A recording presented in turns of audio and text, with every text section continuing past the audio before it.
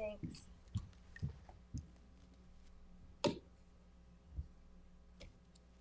Good morning. We can talk about it when it comes up. All right. Oh, I forgot my camera. No, you need that.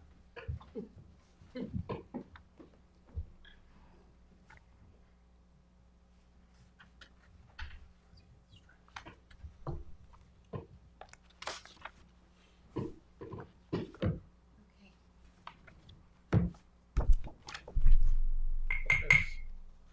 I'd like to call the meeting to order. So we just have Please rise and join me in the Pledge of Allegiance.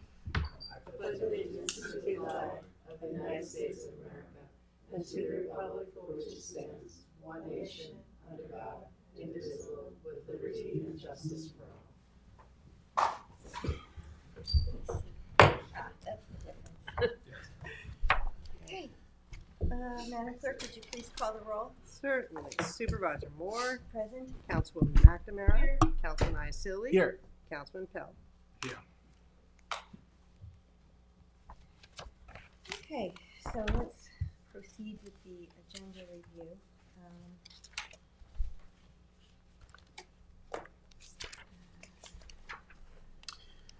Okay, I'm first on the list here.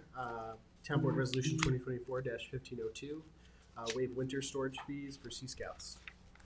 Town Board Resolution ID. Wait a minute, I thought we were tabling that. It was tabled. It was tabled, yeah. I mean, we're not, I didn't think we were tabling it, I thought we were withdrawing it. Yep, we're just waiting on some additional information. Oh, Yep. okay.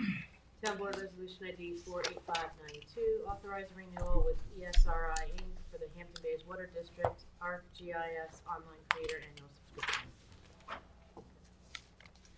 Town Board Resolution ID number 48522 to authorize office supply purchases from Staples Contract and Commercial LLC using Sourcewell Contract. Town Board Resolution ID number 48631 to authorize the purchase of process service from One World Judicial Services, Inc. using Suffolk County Contract for 2025. Town Board Resolution ID number 48557 to authorize purchases from the Suffolk County Contract with Moreland Hose and Belting Corp. For industrial hoses and fittings. Town Board Resolution ID number 48559 to authorize purchase of automotive Ford vehicle parts and service from Suffolk County Contract with Newens Bayshore Ford Inc. and 440 Jericho Turnpike Auto Sales DBA Ford of Smithtown.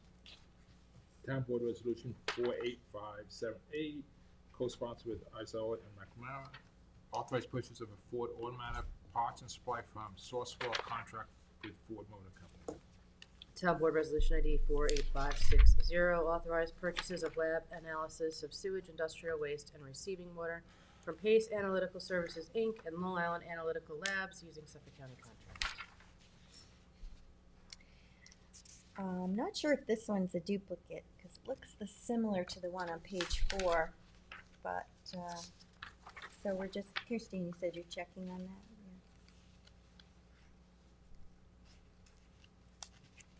Yeah. So. We'll Yeah, pull it it has off the same after. GL All code. right. It looks like the same names. I'll check with, I'll check and see. One just says 2025 and one doesn't. That's the only difference I see. All right, so we don't need to do that. This one on page 4, 48631, and 4857. Just the one title has 2025 and the other one doesn't. Tatiana initially said there were two different ones, but it does appear, I looked at the GL codes, that it does appear identical, so I'll just find out what the distinction is, and if it's a duplicate, I'll verify with Sunday and she can take it off the agenda. So read it now and then Yeah, she can take it off. Okay. Thank you, Christine. Town Board Resolution ID number 48579 to authorize purchases of process service local from One World Judicial Services, Inc. using Suffolk County Contract. And Town Board Resolution ID 48580 Authorize purchases of replacement heavy-duty brake and truck parts using the Town of Huntington contracts with AA Systems, Truck and Bus LLC, Choice Distribution Inc., Gabrielli Truck Sales Limited, and Suffolk County Brake Service Inc.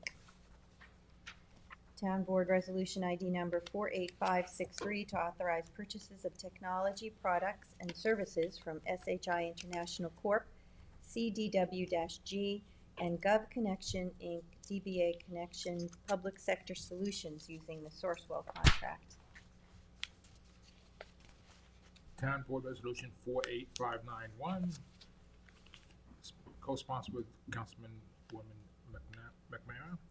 Authorize supervisor to sign contract with PW Grosser Consultant Inc. to provide professional service for groundwater monitoring and well installation at North Sea and Hampton Bays and West Hampton transfer station. Sunday, I'd like to be added to that, please. Certainly. Is this new, or is this, have we used PW Grosser in the past? Yes. It's not a new No. thing, okay. They're also doing a survey of some of the areas there.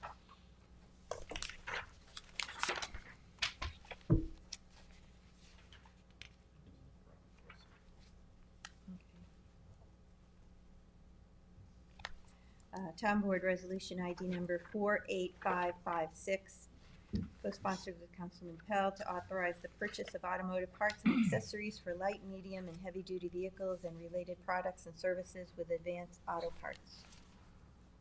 Town Board Resolution ID number 48565, to authorize the purchase of fleet management services from New York State contract with Automotive Rentals, Inc. Town Board Resolution ID number 48564, co-sponsored by Councilman Pell, to authorize the purchase of heavy equipment, parts, accessories, supplies, and related services from Omnia Partners contract with Caterpillar. Town Board Resolution ID 48593, authorize the purchase of landscape software for Community Preservation Office. Town Board Resolution 48617, co-sponsored with Supervisor Moore. Authorize the supervisor to sign a 2025 Bridgehampton Park District grant agreement with the Bridgehampton Museum. Okay. Do you want to hold on that? I'm going to get Tom. Okay, I just wanted to make sure, because I think Tom had said at one point that he was concerned about the structural, Tom H. Tom H. had said something about the structure, if it could support. Oh, this is for the use. barn? Yeah, for the barn. Yeah, they for weren't supposed to be able to motors put barn. anything in the second story for Yeah, long. so let him come and tell us. Okay. All right, should I move on just to the next Yeah. one and then Yeah, we'll go let's back? tag it and go back to him. Thanks. Town Board Resolution 48621, co-sponsored with Councilwoman McNamara. Authorize the supervisor to execute a 2025 parking district grant with Hampton Bays Beautification Association for the maintenance and upkeep of the Main Street Business District and public parking areas. And then we also have, I'd like to be added to that one, Cindy. Myself too. This should be the full board. also we have Town Board Resolution 48594, co-sponsored with Councilwoman McNamara. Authorize the supervisor to execute a 2025 Park District grant agreement with the Hampton Bays Historical and Preservation Society. I'd like to be added, and Bill also, right? Yes. Bill. Town Board Resolution 48619. Authorize the supervisor to execute, co-sponsored with Supervisor Moore. Authorize the supervisor to execute a 2025 Park District grant with Watermill Community Club for the beautification and cultural development of the Watermill Community Club. I'd like to be added to that, Cindy. Myself too. Hey, Tom. How are you, Tom? We have a question about Town Board Resolution 48617 with respect to the Bridgehampton Park District grant. Yes. We just, I thought I recalled you saying something about the structure of the Martyrs building and whether it would support what was in there now, and this resolution is funding some work there, so we wanted to clarify. Yeah, so in 2022, we had an engineer assess the entire building when we were looking at renovating it. The second floor was found to be overloaded at the time. A lot of archive type material up there that was stressing the floor. That was placed there by the Historical Society? We believe so. Yeah. They were the ones utilizing the building as they still currently are. Because they have a lease agreement with us? There was a lease agreement. Mhm. I think that's been a subject of consideration as well right now. I don't really know the full details of the lease. That was like a CPF item, I We can think. find out. Yeah, we can. We'll follow Can you up. find out about that, please? Yeah, I'll follow Yeah. up on So we had advised them to kind of unload the second floor, remove the extremely heavy cabinets and flat files that they had up there. In addition to that, there was a lot of kind of items that were wrong with the building that would prevent us from allowing the public to utilize this building. A lot of ADA issues, a lot of door issues. The exterior siding is extremely deteriorated. This building needs a lot of work. While it's suitable for storage in the basement and first floor right now, that's about the extent of it, without significant improvement. And when I toured it in 2022, it at that point had water damage and a whole bunch of Yeah, other that might have been issues. after the pipe broke in the basement. We had 3.5, 4 feet of water in the basement. So So we need to, in other words, we need to authorize this grant to get the renovation completed. the renovation is like $900,000. Okay, so I don't know what this $15,000 is aiming to accomplish. Yeah, I'm I just don't wondering why know the we're putting extent- money into a building that Yeah. is not. Outside of replacing some doors, I don't know what 15,000 is going to do for this building. and this is a recommendation from CPF. The way the res are read, it's like they give them money every year anyway. So Maybe Dorothy has Yes, some no, the only thing information. I would suggest perhaps you want to just keep it on the agenda for now, and in between now and Tuesday night, speak with Jackie Fenlon from CPF to see what they're going to purpose that money for. John indicated that he believes it's for maintenance, and maybe it is of the first floor. But you should get that information, and you can decide at the time on Tuesday night if you want to proceed with this or not. Okay, thank you. They'll be here later today. All right, well, then we'll just We'll- speak to Jackie. yeah, And we might yeah, actually have to get back to you Um, and find out what, yeah. let you know what she says. 3 years ago, we were looking to demolish this building, and then it was They kind of brought back to life. They came to all of us after we had gotten the engineer report where Yeah. basically it was stated that it wasn't supposed to be used for very much. And at that time, they wanted to use it for programming, and they wanted to have, readings in there and Yeah, like events and Music nights on the Yeah. weekends, and at that point, we were like, all right, what is it going to take to make this building something that the town can support, a town quality building? And we were looking at about $830,000 in construction costs to make it something that we would let our public into. Right. That's safe, that we're not going to get sued over. It's not an historic building. It's not. It's Well, not. that's- It was constructed, I believe, in the mid-70s. It was used as a garden shop. It has community sentiment, but it is not a historic building whatsoever. All right, well, let's get to the bottom of it then. And, Thank you, Tom. Thanks, Thanks, and we'll Tom. circle back to you. Where was I? Was I on? 48615. 19. Okay. Okay, so leave it on. Okay, go ahead, sorry. No, you're fine. Town Board Resolution 48615, co-sponsored with Supervisor Moore. Authorize the supervisor to execute a 2025 Park District grant with the Watermill Village Improvement Association for the beautification and cultural development of the Watermill Hamlet Center. I'd like to and be then- added to that someday. Yeah, Twice we that, did too. that already. Yeah, I think we did. Okay, Sorry, proceed. it's you. Oh.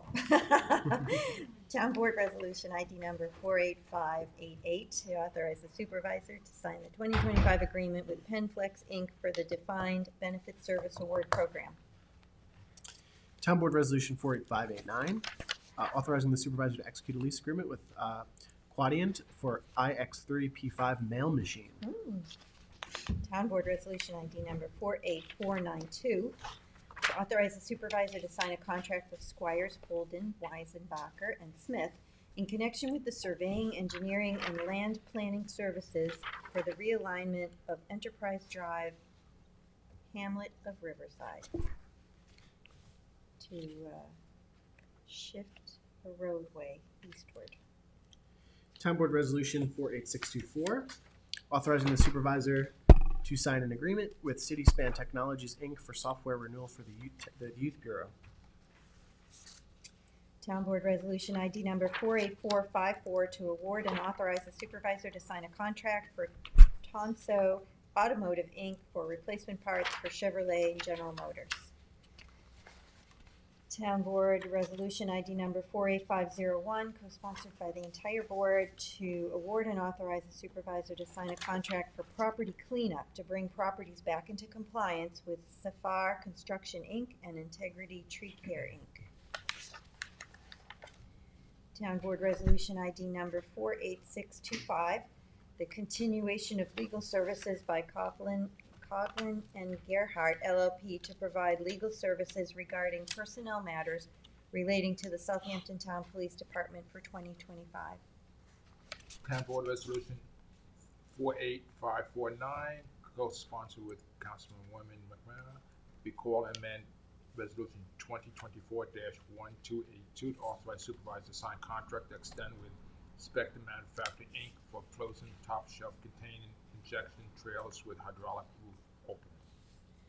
Town Board Resolution ID 48590, recall and amend Town Board Resolution 2024-1220, authorizing the supervisor to sign agreements for senior service programs. Town Board Resolution ID 48584, the 2025 notice for bidding for install and repair sidewalks to include curbs. Town Board Resolution 48585, notice for 2025 notice to bidders for 2 Chevrolet pickup trucks with plows and accessories.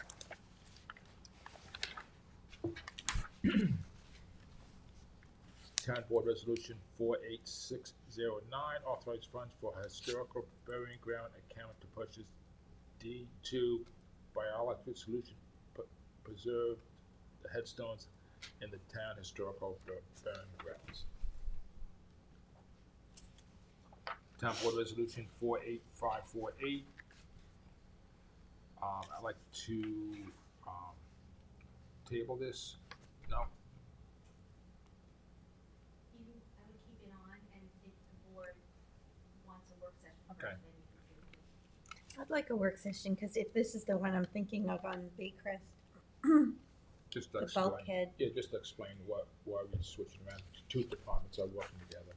yeah. Do we have time to schedule it and then have a work session before? Oh, actually, for Tuesday, it's just a Yes, council resolution, on that. never mind. It's not a public hearing. But I know we're voting to amend the budget, but I feel like we should table it to the January 28th meeting in case we don't. Do you think Dorothy is gonna have a problem if we put it on for the 28th instead of? She said it's doable. It's not what she would prefer because she has to prepare the resolutions for bonding in advance.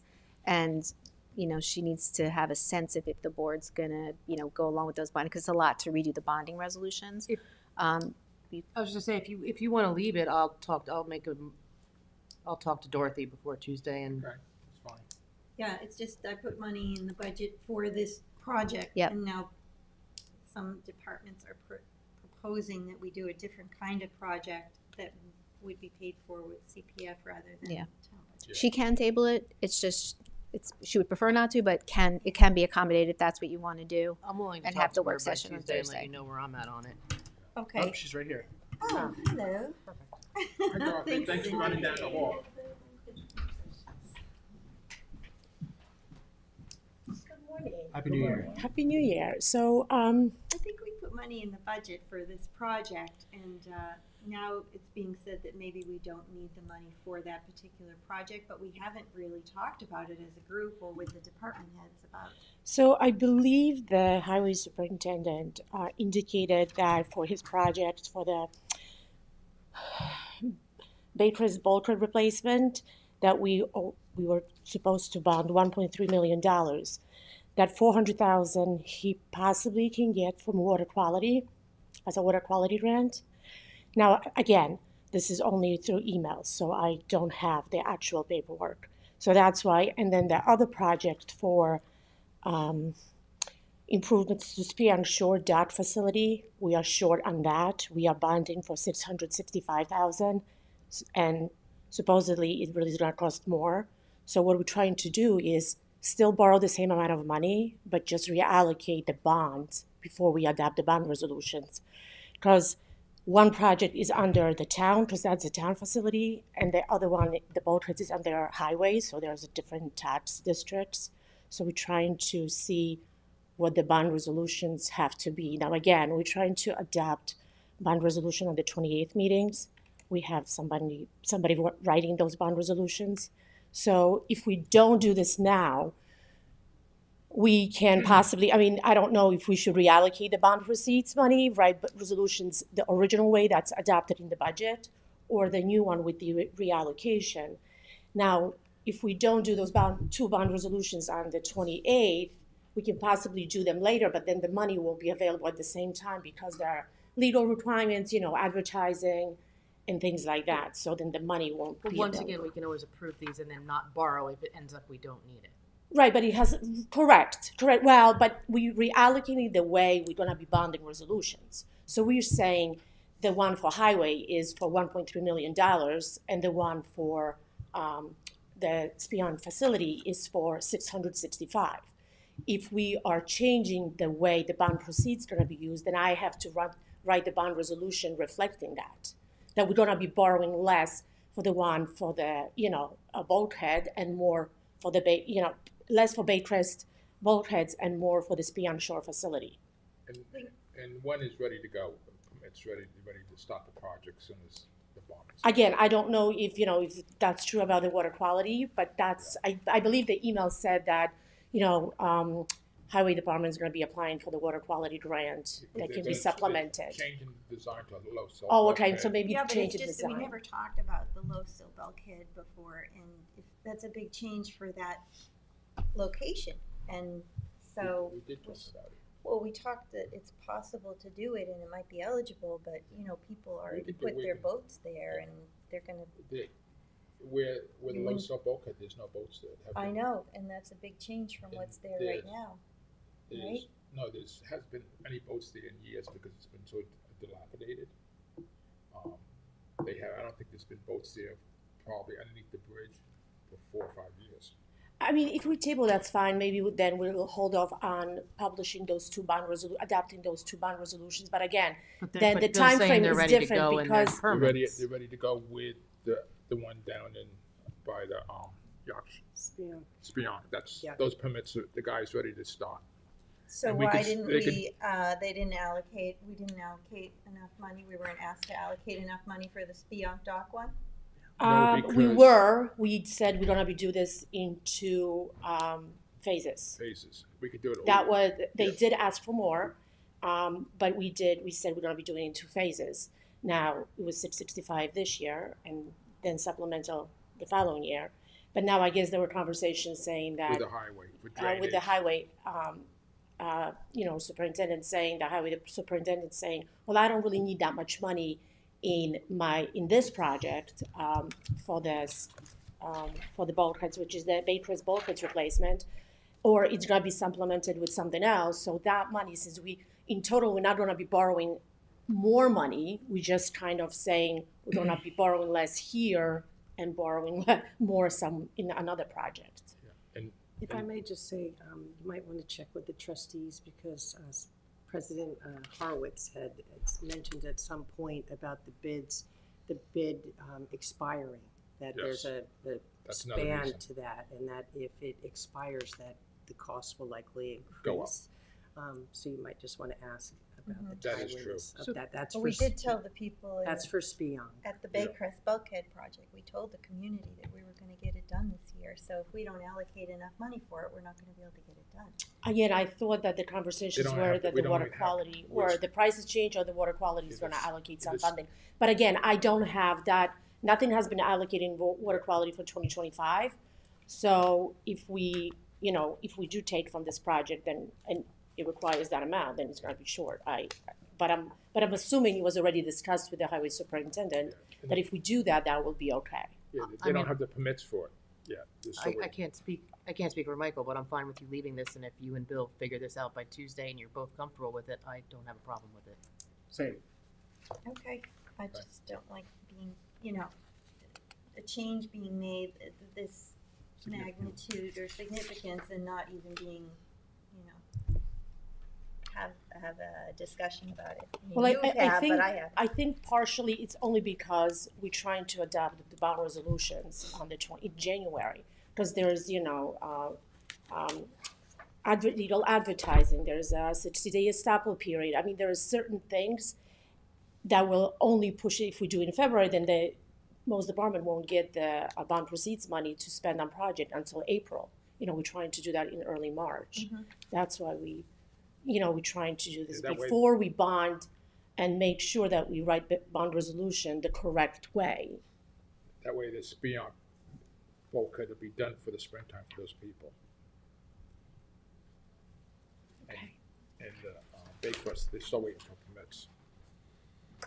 Well, I mean, they're going for permits for a type of bulkhead that we haven't even talked about. That's Okay. what my concern is. I'd Okay. like some No problem. better communication when it comes to the project. If it doesn't affect people's boats and where they're docking, then I don't. But the Baycrest one doesn't affect people's boats and where they're docking. But that's not That's changing, my right? only worry. Yeah, that's The the one that's Baycrest, changing. they haven't docked boats there in like at least 4 or 5 years, because it's so dilapidated. Where they were putting down the plywood and all that kind of stuff? Yeah. like That's at Spionk Shores, we're Okay. putting down plywood down there, that was still used. The one at Baycrest is underneath the bridge, where, you can only have like a Sharpie or low profile boat to go underneath the bulkhead, underneath the bridge. Mhm. And the people years ago used to be clam boats, but that bulkhead's been so bad, and it's so shallow up there, it's not even worth putting slips there, because you'll never get what it's gonna cost back. And that's the kind of conversation that I was hoping to Yeah. have, to hear that information, let the community know what the change we're making, instead of just doing it. Okay. Town Board Resolution ID number 48603 to Did authorize it the. finish reading this I one? didn't? No. Well, you're reading it, so go ahead. Yeah. Town Board Resolution 48548, amended 2025-2029 capital budget for Baycrest bulkhead replace Spionk Shore Fachakli projects. Town Board Resolution ID number 48603 to authorize the purchase of engraving services from Peconic Monument Works for the Windsor Heart Project. Madam Clerk, may I be added as a co-sponsor to that? Certainly. Myself too. Town Board Resolution ID number 48586 to deposit monies in escrow for professional services in connection with the 103 County Road 39 LLC site plan special exception application. Town Board Resolution ID 48595, appoint Office of Veteran Affairs for 2025. Cindy, I'd like to be added to that, please. Do you know how, is this new or is this? This is something just a that I- read, with these are the same people that have been serving for Reappointment. years, so. Town Board Resolution ID number 48530 to authorize the town to reimburse New York Municipal Insurance Reciprocal for the deductible for liability and property damage claims. Town Board Resolution ID number 48623 to set the 2025 meeting dates for commissioners of the Hampton Bays Water District. And you'll notice that the May 8th meeting is going to be in Hampton Bays, Very nice. which is what the community's been asking, Yes. and we've been telling them we're gonna do, so I'm That's glad to good. see that. Town Board Resolution ID number 48436 to accept the resignation of Marceline Fisher, Public Safety Dispatcher in the Police Department. Town Board Resolution ID number 48495 to accept the retirement of Lisa Costa, Detective Sergeant in the Police Department. Could I be added to that, Cindy?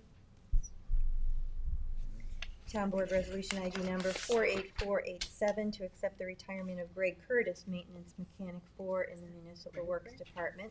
Is that Greg from this building? It is? No? Been here a long time. Yeah.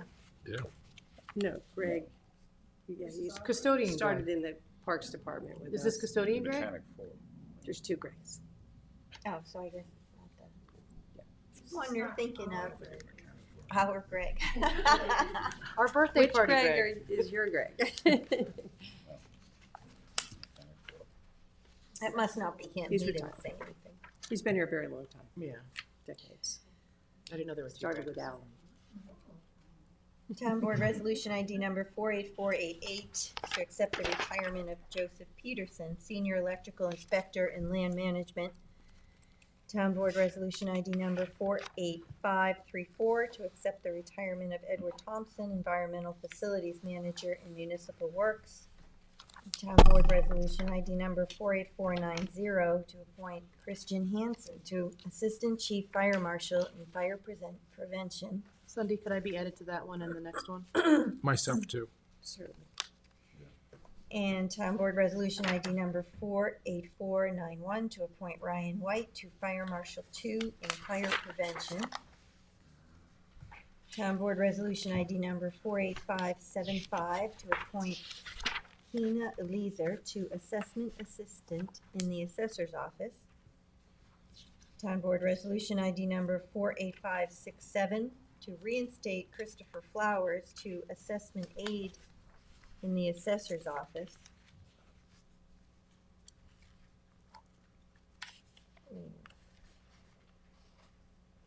And Town Board Resolution ID number 48581 to appoint Peter Lewis to Audiovisual Aid position from Civil Service List.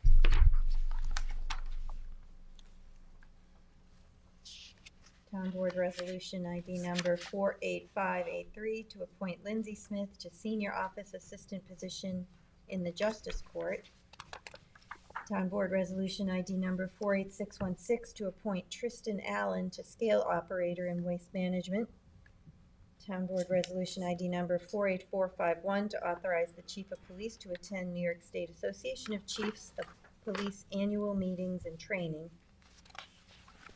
Town Board Resolution ID number 48627, co-sponsored by the full board, to schedule a notice of public hearing to consider the acquisition of 191 Middle Line Highway in the Hamlet of North Sea, New York, and to amend the CPF Management and Stewardship Plan to include the property. Does this have to be And, on the 28th? you know, this is on for the 28th, and we already have, I think, what, 9 public hearings? And I'm adding 2 that are enforcement actions that have to go on. Yeah, so I'd like to put this over to the 11th, February 11th, Sunday. Oh, the minutes are We have to put a limit, we Because they're can't gonna just matter keep the adding. Contract, like contracts or- Thank you. So you'd like to put it to the 11th, I appreciate Yeah. that. Because you only have 3 currently that you're putting on to the 11th, and Yeah, well, plus there's any a- that you carry over from Yeah, the there's next a week. lot more. Are we doing that with the next one too, Maria? Yeah, the next one too, Town Board Resolution ID number 48626, I'd like to move that to the 11th for the notice of public hearing to consider the acquisition of 216 Old Sag Harbor Road in the Hamlet of Bridgehampton, New York, and to amend the CPF Management and Stewardship Plan to include the property. I think Jackie will actually thank us. Yeah. She what? I think she'll actually thank us for that. Oh, sorry.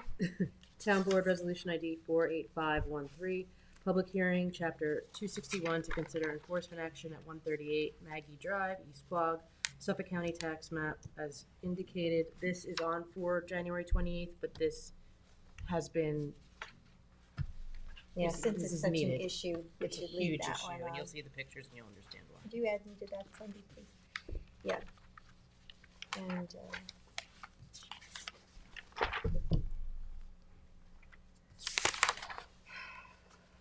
Town Board Resolution 48525, public hearing to amend Town Code Chapter 312 entitled Vehicle and Traffic. so we didn't have a work session, we should have a work session on this? Yeah, and I think it's a the good idea. next one too? Yeah. Does Is this anyone just to mind limit- if we leave it on and then? Is this just limiting parked vehicles at the end of Inlet Road? Yes, I mean, what's the, overnight Parking. parking. Uh. But we can have a work session. Well, I was gonna ask if. You want to add just something see to the it? picture. No, if the Madam Clerk can add me to that one. I think he could. Of course. All right, so Janice, we could just have someone come talk to us about it before February 11th. For the both of them. Just see some pictures. It's a work session. And I would You want a say work we session? should do the same thing too Yeah. for the next one. Yeah. A work session for the next one too. 48, Town Board Resolution 48524. Notice of public hearing to amend 312-97 speed limits within the community planner areas subject B entitled Eastport, Spionk, Vimsburg, West Hampton, and Quark. Is this the first 25-mile-an-hour speed limit in the town? Yeah, Yeah. I mean, they did don't- it in Quogue, but I don't think we've I done don't it think in we the have town. any. No, so we should have definitely have a work. Yeah. On that. Again, Janice. Because this is gonna start a whole slew Yeah. of requests. Yeah. Yep. Yeah, we need to be aware what the standards Yeah. are and what, What's the benefits and disbenefits from it?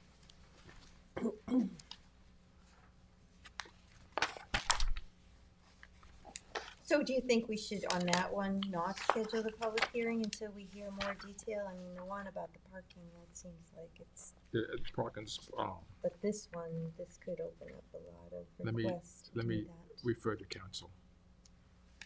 I would prefer actually highways, because they asked for this to be on, Yeah. so I don't know the urgency with it. I think it's just It might someone in the community asked the highway department to Yeah, consider it.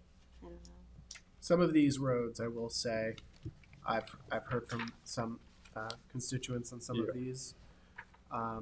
But I agree, I think we should have a work session just to kind of review. Yeah, make sure it's the right roads. We might want to add a road, take a road off. Yeah, so On- since we might be changing it, you wanna just table the Yeah. public hearing until we have the work session? Okay. Right, so Town Board Resolution 4, So are we withdrawing it for now? You taking it off the agenda? No, I think we'll keep Just- it, but we'll table it, right? just table it. But Table if the you're public hearing? tabling it, you're scheduling a public hearing. If you're tabling it, You're keeping it on the agenda to come up on Tuesday. So let's- Table it then, and then we'll have to withdraw it anyway. Yeah, so we'll just withdraw it now. okay, but you still want the work session about it? Yeah. Yes, yes. So Town Board Thank you. Resolution 48524, I would like to withdraw it for the time being. Thank you, Bill. You're welcome. Town Board Resolution ID number 48587, notice of public hearing to consider amending Town Code Chapter 330, Section 320, to reduce the number of members on the Landmarks and Historic District Board from 11 to 9. I didn't hear any, No, it was issue very well about laid that. out. Yeah. Okay, and Town Board Resolution ID number 48453, co-sponsored with Councilwoman McNamara, notice of public hearing for the dedication of open space in connection with the map known as Old Stables at Spionk. That's for the 25th. And Town Board Resolution ID number 48452, co-sponsored with Councilwoman McNamara, to accept a deed of dedication for open space in connection with Tuckahoe Orchard. It's the shortest resolution I've ever seen. I was looking for the rest of it. Town Board Resolution ID 48618, road review application for James Conforti at the tax map indicated Situate at North Sea is accepted. Town Board Resolution ID 48630, road review application for Paul Callahan, Suffolk County tax map as indicated Situate at Hampton Bays is accepted. Town Board Resolution ID 48622, road review application for Gaza family members, care of Joseph Gaza, Suffolk County tax map as indicated Situate at North Sea is accepted. Town Board Resolution ID 48620, road review application for estate of Kara Patakin, care of William O'Brien, Suffolk County tax map. I guess it should say SCTM there before the number, Sunday. As indicated, Situate at North Sea is accepted.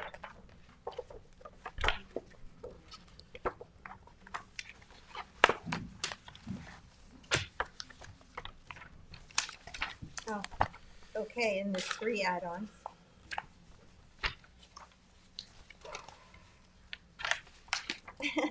you know, and the first two are setting public hearings and for the 11th, but now I feel that we need to push those to the 25th because we just bulked up There's for the 11th. nothing on the 25th except for you, I Okay. think, scheduled one or two in here, so pretty clear.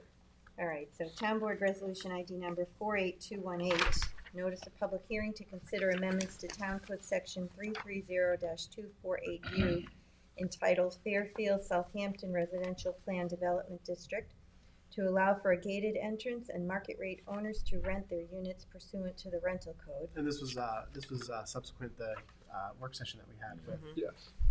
Yeah, but I just think we should, so let's make the public hearing on February 25th. Okay. This wouldn't affect them. Got it. And then Town Board Resolution ID number 48634 to assume lead agency and notice of public hearing for the request to change the zoning classification on 3 adjacent parcels with the existing commercial businesses. 2000 County Road 39, 2036 County Road 39, and 161 Station Road from residential R40 to highway business HB in Shinnecock Hills. And same thing, But so if this, no one has any. on this one I did, because on this one it was, and I know Michael had some issues or questions about it when we granted the elect to consider. We had traffic concerns, and this is just basically granting the change of zone, but I would like it to be contingent upon the traffic study. At the very, can we do that without doing a full secret, Janice? Whoops. Sorry. It's the We're change of talking zone for about- County Road 39. Can we do a contingent upon a traffic study without doing a full environmental? We did ask them for traffic information in the secret, which you will review as lead agency. Okay. So it's Okay, in the- it's so in the- this is just to set This is just to set the hearing. for lead agency. No, for the action. You're assuming lead agency because there's no other involved agency. Oh, we're assuming lead agency and scheduling a public hearing with respect to the zone. Yeah, and then you'll take testimony and that's when you'll review all those materials. So this isn't actually granting the No, change of no, zone? no, Okay, it's just setting the hearing. okay. So let's do it on the 25th instead, please. Or the 25th.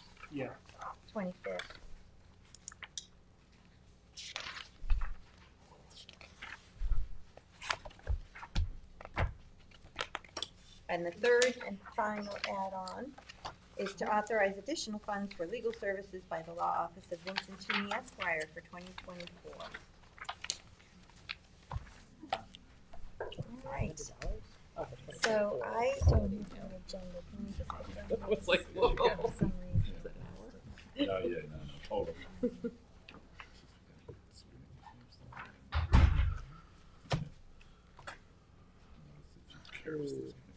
All right, so You're good that's with it, me? yeah, Okay. we're Can we done, choose thank one? you. Thanks, Cindy.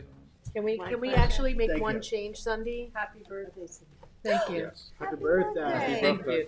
Can we make one change to the public hearing notice to assume lead agency? Okay, hold on. Did you tell me what Council page? just pointed out, Which page? page 2 of that resolution. Which Second resolution? add-on, Second add-on. The second one? Yeah, 48634. change the name of the police chief, Change the name of what? the police chief.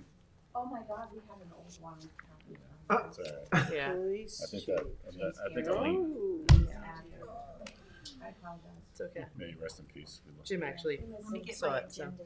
Miss, Jim, all right. Have this as one. great as Chief Kieran is, I do miss Yeah. Chief Skinner. I think certainly that a lot- can do- Elaine Bond is Thank you. misspelled. And who's his name? That's, I think that's misspelled. It's Bob. Enjoy the rest of your day. You too.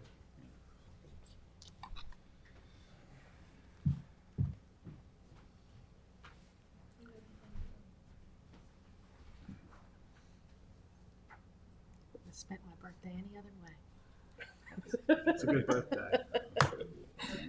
Everyone's like, what are you doing? I was like, oh, first work session of the year. You celebrate over the weekend, Oh, yeah. tomorrow. Big party. Might stay up till 10.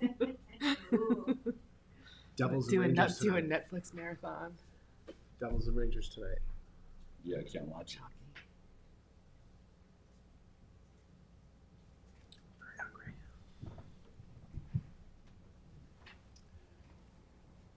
Nice fire. Thank you. What just happened? I got down here. She went to get her agenda. Oh.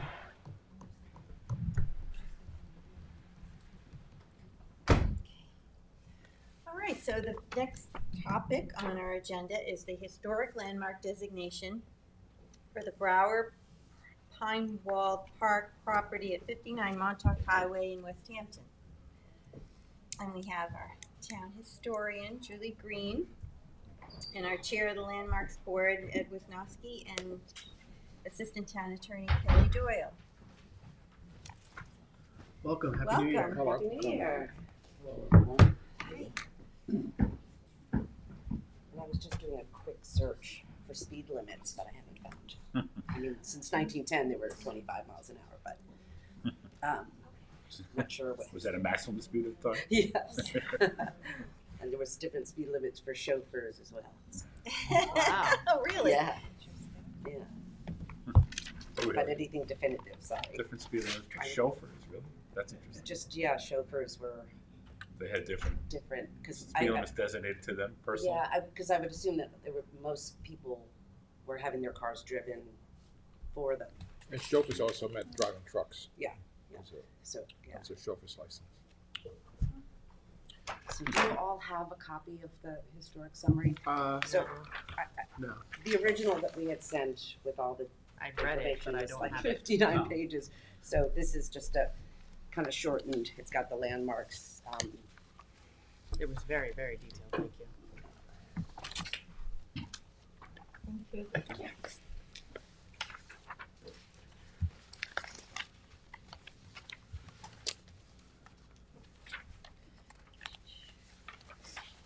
So, to begin, since the application came from the Community Preservation Department, and Julie is responsible for preparing it, would you want Sure. to start?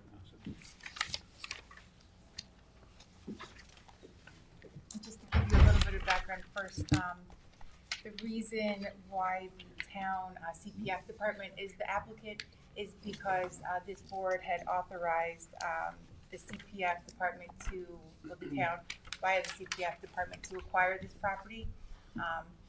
And right now there is an executed contract, but the closing cannot take place until the property is landmarked. So after, if the property is landmarked, then the closing could take place, and this would become part of the CPF stewardship and management plan. It would not have to have a separate designation for one is open space and one's historic within. It can also be designated within the CPF plan, both as historic and for open space. But the landmark designation is something that would be recorded in the county, and that would stay with the property forever. Oh, okay. All right. So just to get just a little background on Theodophilus A. Brower Jr. And his Pine Wall Park. So he came out originally to East Hampton on kind of an artist's retreat type thing. He started, he bought property in East Hampton. He started kind of a jack of all trades. There's an advertisement for his work. Let's see, it's on page 2. So he's kind of a jack of all trades. Before he moved, while in East Hampton, he met Sophia W. Rogers. She was the daughter of David Rogers from West Hampton. They married, and when they married, they moved to West Hampton Beach and bought David Rogers, her father's property, which was in the Rogers family since the early 1700s, the early 18th century. So he began the process of building his castle in 1902, completed probably 1902, 1904. There were many structures on the property. Some had burned down. There was one that sadly was demolished not too long ago. behind the car dealership that's just to the west, which was an interesting building, another topic. So he built the castle by himself. He dug the foundation. It's very interesting. I just recently went to Falling Water, which is Frank Lloyd Wright's structure that is landmarked as a national landmark, and it was all about kind of his technique of using concrete. And this is very interesting because that was built in the 1930s, and this was built in 1902, 1903 by a gentleman by his own hands, doing similar technique of concrete. Brower did it on brick. So some of the structure, you can actually see the brick beneath it. There was a structural engineer report that was done, that the structure is still, there's really no issues with the structure. It's pretty sound. So some cosmetic things that might need to be done. So Brower moves here. He opens this pine-walled castle. He opens it to the public. He actually wants people to come. And finding these structures in the town, from a historical standpoint, it's really nice to see. His name is mentioned in the newspaper tons of times. Brooklyn Daily Eagle, which was the newspaper that kind of featured the eastern end of Long Island as their, we were part of Brooklyn. Brooklyn was part of Long Island. So they kind of was like the paper of out here during that time period of the early 20th century. And they mention him all the time. They did huge exposés. There's newspaper articles about him and what he's put together. So these are some of the, some of the newspaper articles. The entire page was dedicated to him. So What does it mean, Wald, W-O-L-D? That's just a name that he brought from, did you find out? He was Dutch in origin, the family. I didn't check whether it's what the Dutch translation was, but in German, Wald is forest or wood. That makes sense. Okay, pine forest. Because at that time, when he purchased the property, it was much larger than it is now. It's been subdivided off. He had a whole statuary garden. So there's postcards in the report that show what it looked like. These statuaries are still there. I wore my sword for the Cavaliers that are out there today. I'm not sure when the Cavaliers were built, but some of the other structures are in postcards. So we know they were, the postcard's cancellation date is 1910. So we knew that he was active with this early on. And there was a newspaper article in 1909. He was very kind of upset that maybe people didn't know that he was open to the public, and he really wanted people to come.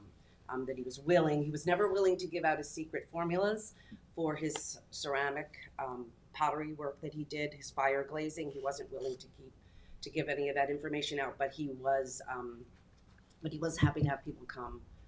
And then by 1912, 1913, he actually opened up the castle as a tea room. That's on page 6. It was called the Gray Lion because that was one of the early statues that was out there in front of the castle. So he continued working. He designed all sorts of different pottery techniques. He was asked by other communities, one of which is on page,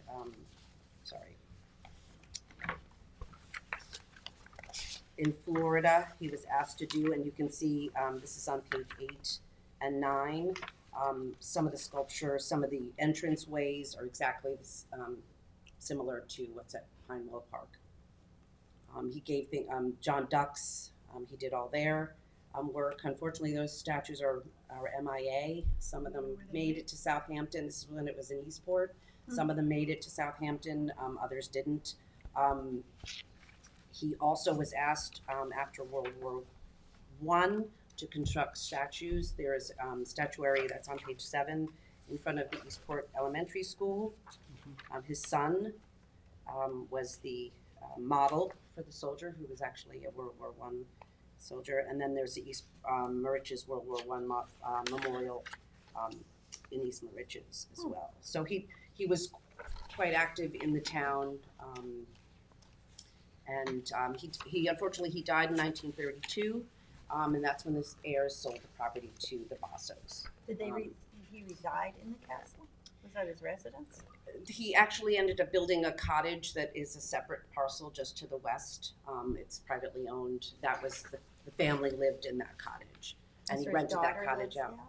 No, that's, Daughter of the. it's the daughter of The owner of Basso prior Yeah. to, the gentleman that owns it currently. Oh. So Renee Mondini, that's his daughter, who lives in that house. But it's a fantastical structure. Architecturally, it's one of a kind. It's one of those things that needs to be preserved for future generations. So, and I can- Do you know that once we do buy it, are they gonna name it after him or keep it the castle? I think the landmark designation will be Theodophilus A. Brower Okay. Jr. Pine Knoll Park. Cool. Okay, that's cool. That's very nice. Since the Bassos didn't really have anything to do with it. Well, the Construction of a Yeah, restaurant. yeah, and there isn't anything conclusive that the Bassos actually used the castle as a restaurant. It may very well have been in the early 1930s when they first bought the property, and then but they immediately built the restaurant.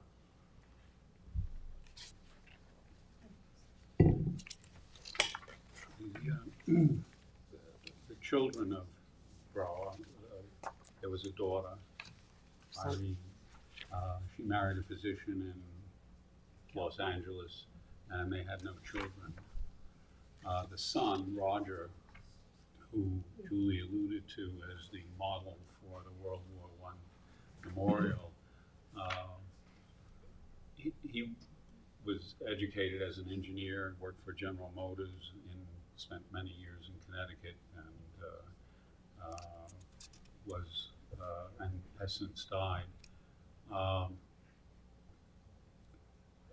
The grandson of Roger, or what would have been the grandson, the son of Roger, and their descendants moved to Florida and are in Florida. I've been in contact with them.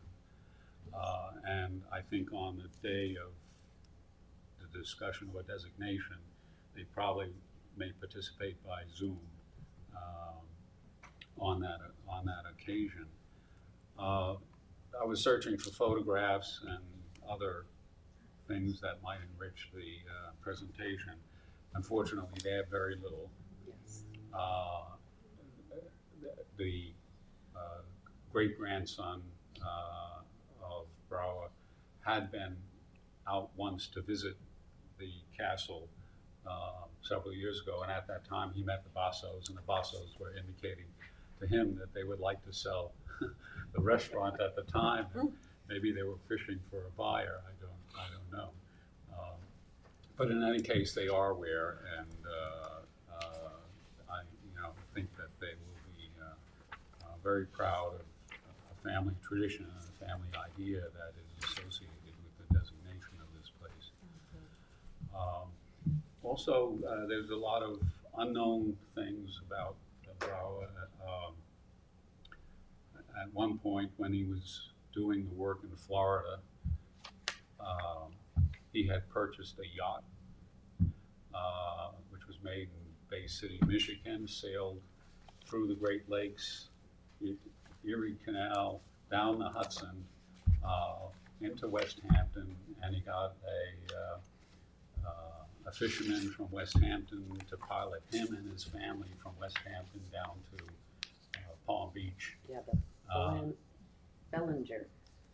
Yeah, Fellinger. It's on That's- page. Yeah, it's on Yeah. page 6. That name comes from his wife Sophia, daughter Irene, and Roger, the syllables in their name. Oh. So that's how he, and it was eventually bought by an iron ore magnate in the center of the U.S., and they changed the name of it. And it didn't last long after that. It sunk in a storm in 1928 or something. In any case, it indicated he had some really material success in terms of what he was doing. And he made pottery. His pottery was sold by Tiffany. So I think that that was a substantial place where he was materially successful. He also had patents. Julie mentioned his painting instincts early on when he came out. One of his first patents was for a portable easel in the outdoors, to go out and paint in the outdoors. And he had other patents as well, one for a postage stamp dispenser in the pocket, so you could have and carry around postage stamps to use as an individual. And another one was screening off lit lamps that were fueled by gas at the time, not electricity. And so he was an extremely talented, genius quality individual for all the innovation in pottery and concrete work that's involved. Last Friday, I went to a neighboring property, almost neighboring property in 109 Montauk. This is 59 Montauk. And it's a 1800 house, old house, a lot of the interior deconstructed. You can see the framing timbers, but it was sitting, had not been built on a foundation really, but it had been moved there. But part of it had a very unusual concrete stairway, which would have had to been constructed probably in 1915, 1920. That's when we estimate the house was moved there from another location, and probably in West Hampton. And the concrete work was so unusual, and it was only after I left, and the next day I says, the guy who was expert in concrete work was Just the down next road. property down the road, the Brower property. So he may have had a hand in other things around here that we're not familiar with yet. Yeah, it was kind of a mad genius. I'm sure at the time when he built the castle, it probably was kind of a spectacle for people to see this. But they say that he had gone, it was a trip or a European trip, that he was modeling the castle after some European castles.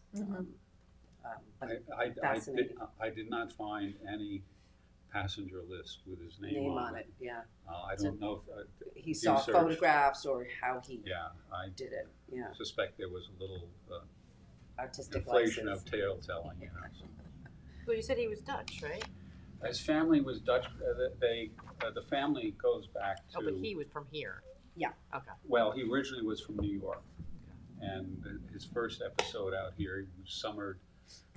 I don't know whether it was Eastport or West Hampton. I know that he had rented 1879 or 1880, someplace in there.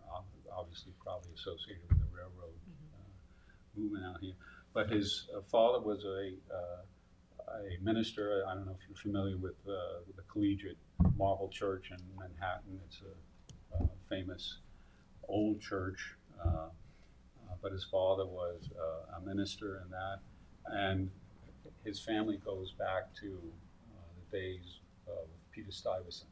So they were not Arabists. Yeah. But he claimed to have traveled? There was attributing to different castles in Europe that he used. The commentators, I think, made that story. But there's no record of him traveling. No record of That's him really traveling. interesting. Do you think it's possible? I mean, 1920s. Maybe he traveled under pseudonyms. I mean, it's kind of a thing. Well, the passenger list would not be able to do that. I found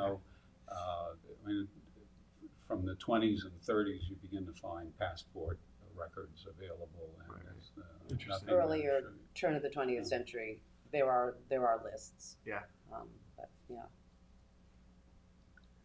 I haven't found anything either. I just thought it was an interesting thing that may have been from his past, either spoken of, somebody sketched it. He was an artist, so if you saw photographs, he could sketch. I think there's also a few other dimensions to this. This was rather, this went faster than I would like to have seen it because I know there was an engineering report done. I didn't see the engineering report, the Landmarks Board didn't see it, but the statuary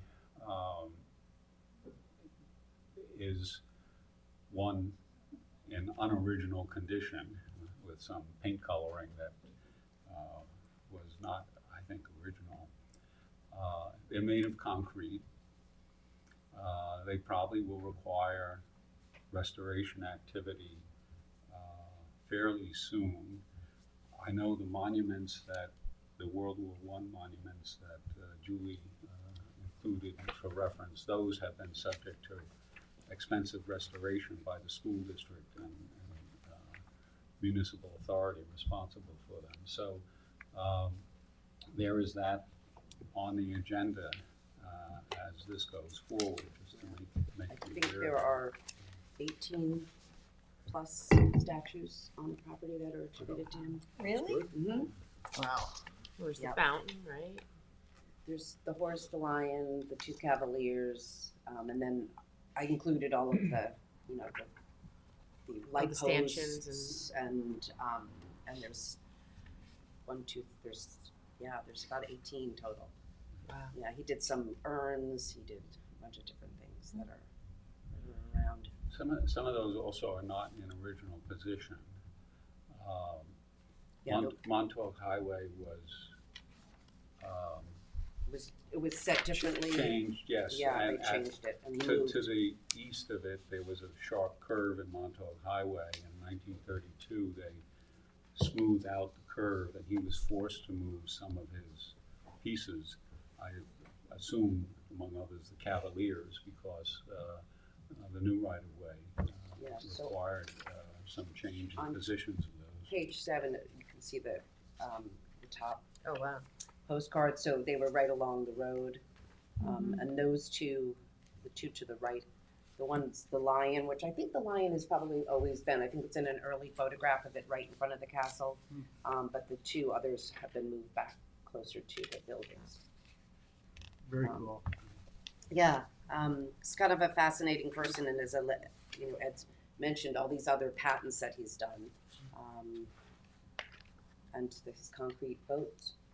And yes, he famously tried to manufacture with concrete a boat, and I think you have a picture of it in the Yeah, report there's there. a picture of one of them. Yeah. Yeah. No, it was, it He didn't put his sink, daughter and in it. Wow. What? And actually, it probably had some great possible value for it. Yeah. Put his daughter in But fiberglass came along. it. It was made in one day for a cost of about $4. Wow. Very So interesting. where are we with your board, the review of all these 18 Thank you. pieces? Well, we've recommended the designation of the property as a whole. The plan, I haven't gotten the full details of all the plans that CPF might have, but there's going to be a demolition of what is the restaurant structure there, among other things. There probably will be other types of modifications that will be done. If the designation takes place, then anything the CPF is planning to do would be subject to a certificate of appropriateness procedure that would be reviewed by the Landmarks Board for all those activities. But did your recommendation include the castle and itemizing of the 18 other structures? No, just the property as a whole with the structures With the existing. intact there, that are all there now.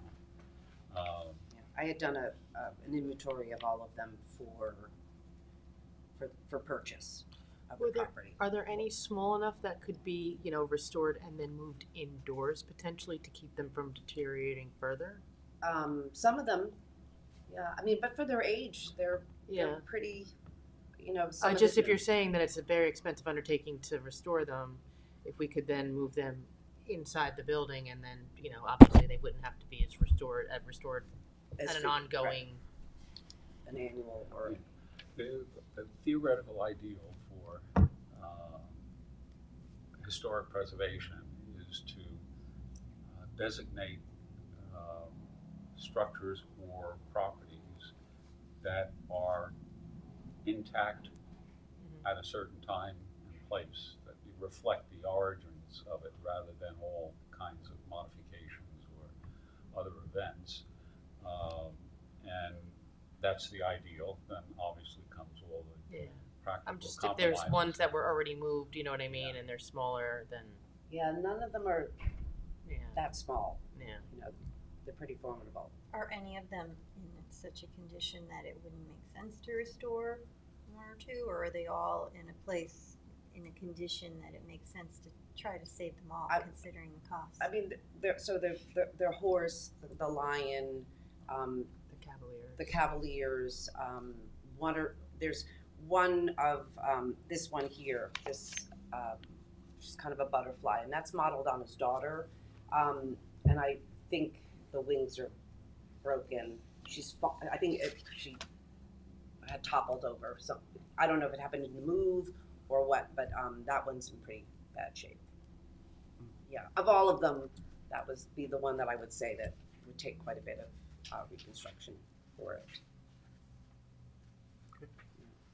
But there are preservation programs out there where they are trying to bring young people to trades that are no longer. These are trades that are no longer being fostered. You know, there's no support for these trades anymore. So they're working on a national level.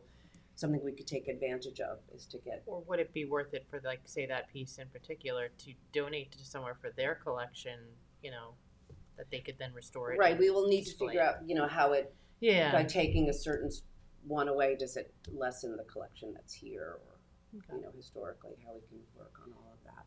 But like the Cavaliers, I mean, there's just one guy, he's missing probably 10 inches from his sword, but it's there.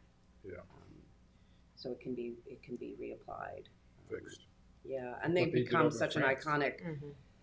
Yeah, I you know, don't think structure. I wasn't talking about, question yeah, about that. I mean, if there's small, you know, when I heard 18, I was surprised to hear that Yeah. number. And just Yeah, thinking some of them about- are smaller, yeah, but they're pretty big pieces.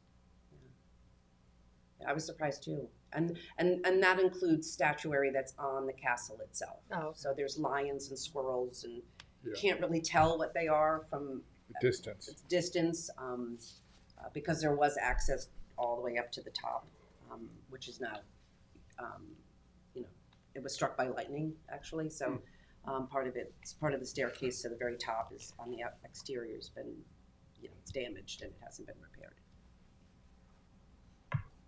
But I know from a historical standpoint, you know, the exterior would be what we would want to bring back to its original. Mhm. It's 125. There was a mention, I think Jackie had mentioned something about the fountain and prohibition, I don't know. and there potentially being a cellar under the fountain at one point in I time. don't know. It's interesting because the waterway, it may have been a way for locals to get, Yeah, to bring the liquor up through the through the creek. The creek. The fountain is actually not on this property. The fountain's on the property with the Next door. cottage just to the west. And she hasn't then, and there's also another statuary on that property. And then the property just to the west of that is CPF owned. And the pine walled structure, statuary, this one here, which is called Quo Vadis, Mhm. with the name on it, that is on that property, but I don't know how badly it's been damaged, but it's been completely covered. So it's just a big mound. So I think they tried to get rid of the statuary so they could sell the property. So Kelly, what's the next step in the process? So the next step, the public hearing is scheduled for January 28th. So then, January 28th. So, and then if you're ready to move forward with the landmark designation, I can put a resolution on for that same date. And then after that, the closing could take place, and then CPF could acquire the property.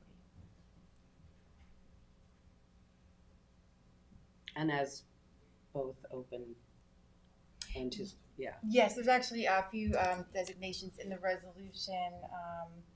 The property would be added to the project plan under multiple designations: village, hamlet, greens, parks, recreation and open space target area, historic places and properties target area, and also wetlands target area. So this was, we already had the public hearing on the CPF purchase. This is just a public hearing on the designation. Yes, yep, that's correct. But, and we can, if we designate it, we can move the structures on the property, right? They don't have to stay exactly where they are right now. With the approval of a certificate of appropriateness. Because it's going to be pretty much open space where the restaurant was.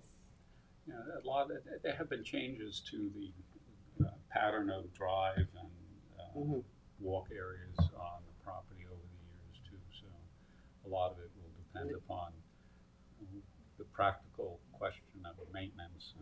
Mowing. And the grade has been changed. The rear of the castle, you came right out, and it was a slope to the shoreline. So. Mm-hmm. Is there a picture of the lamppost that you referenced? Yeah. In the very last few pages, page 23. Okay. And recently found out that the sign, the Casa Basso restaurant sign that's kind of between the two Cavaliers, or just to the west of the Cavaliers, the posts are the actual posts for the staircase on the inside of the interior of the castle. So they're wood, and they were moved outside at some point after Bratwurst sold the property to the Bassos. And the interior has been completely changed. Not completely changed, but they put apartments in it, and the staircase, the interior, I guess, rounded staircase has been removed. Will that be looked at as, we'll be trying to bring it back to its natural I think so. state, I think it would be original state? original state as how he had it when he first built it. Right. And you have enough documentation of the inside and how it looked? We're working on, putting all that together. Okay. Yeah. Depending on, how we move forward.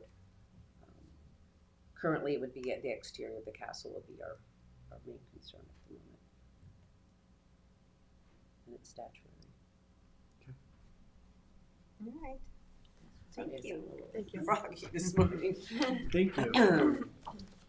But it's a wonderful structure, and historically for the town, it's become an icon for everybody that travels through. It may become a tourist attraction. Yeah. Yeah, and this is so interesting, all the details. It's good to have them. Yeah. Yes, make a nice little I mean, museum. I could see it as like the Big Duck where they have little souvenirs and there's pamphlets with information. Information and access to, I'm not sure about access to the water and what type of access, but the water's right there. And I think it's sometimes it goes unnoticed that there's the creek that comes up, which is that whole area of Beaver Dam, which was called Beaver Dam in its earlier colonial settlement.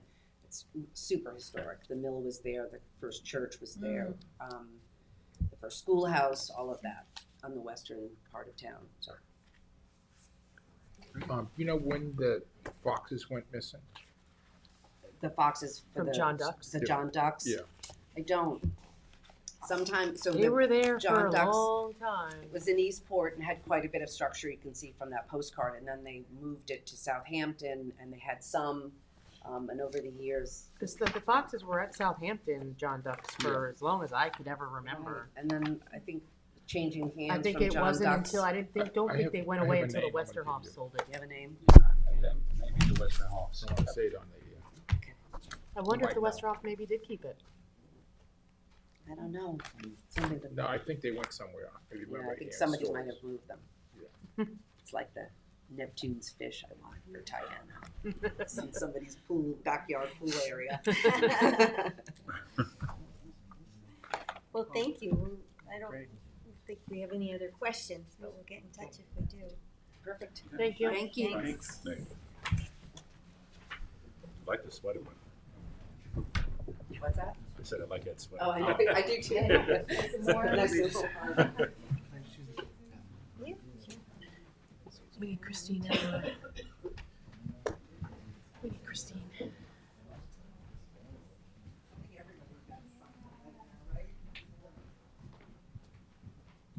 You may as well come on up. Quick break. I think we're just waiting for Christine, right?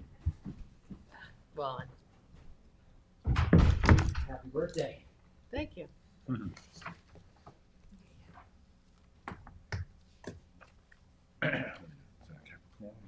I'm a Capricorn. January. Me too. And they wanted to change it all on us. I was like, no. I Remember haven't that heard- when they were changing all Trying to the, do that? they were trying to change all the What is astronomical, astrology? I don't know, it's Yeah. like the new astrology. They're gonna remove the one of them. Oh, it was a duplication? Yeah. Okay.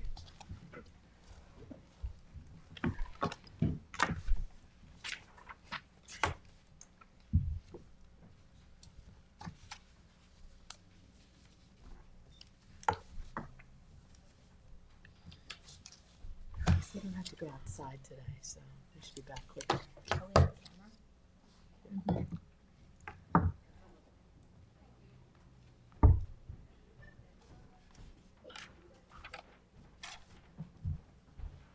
Now they're saying the project will only be 2 to 3 weeks.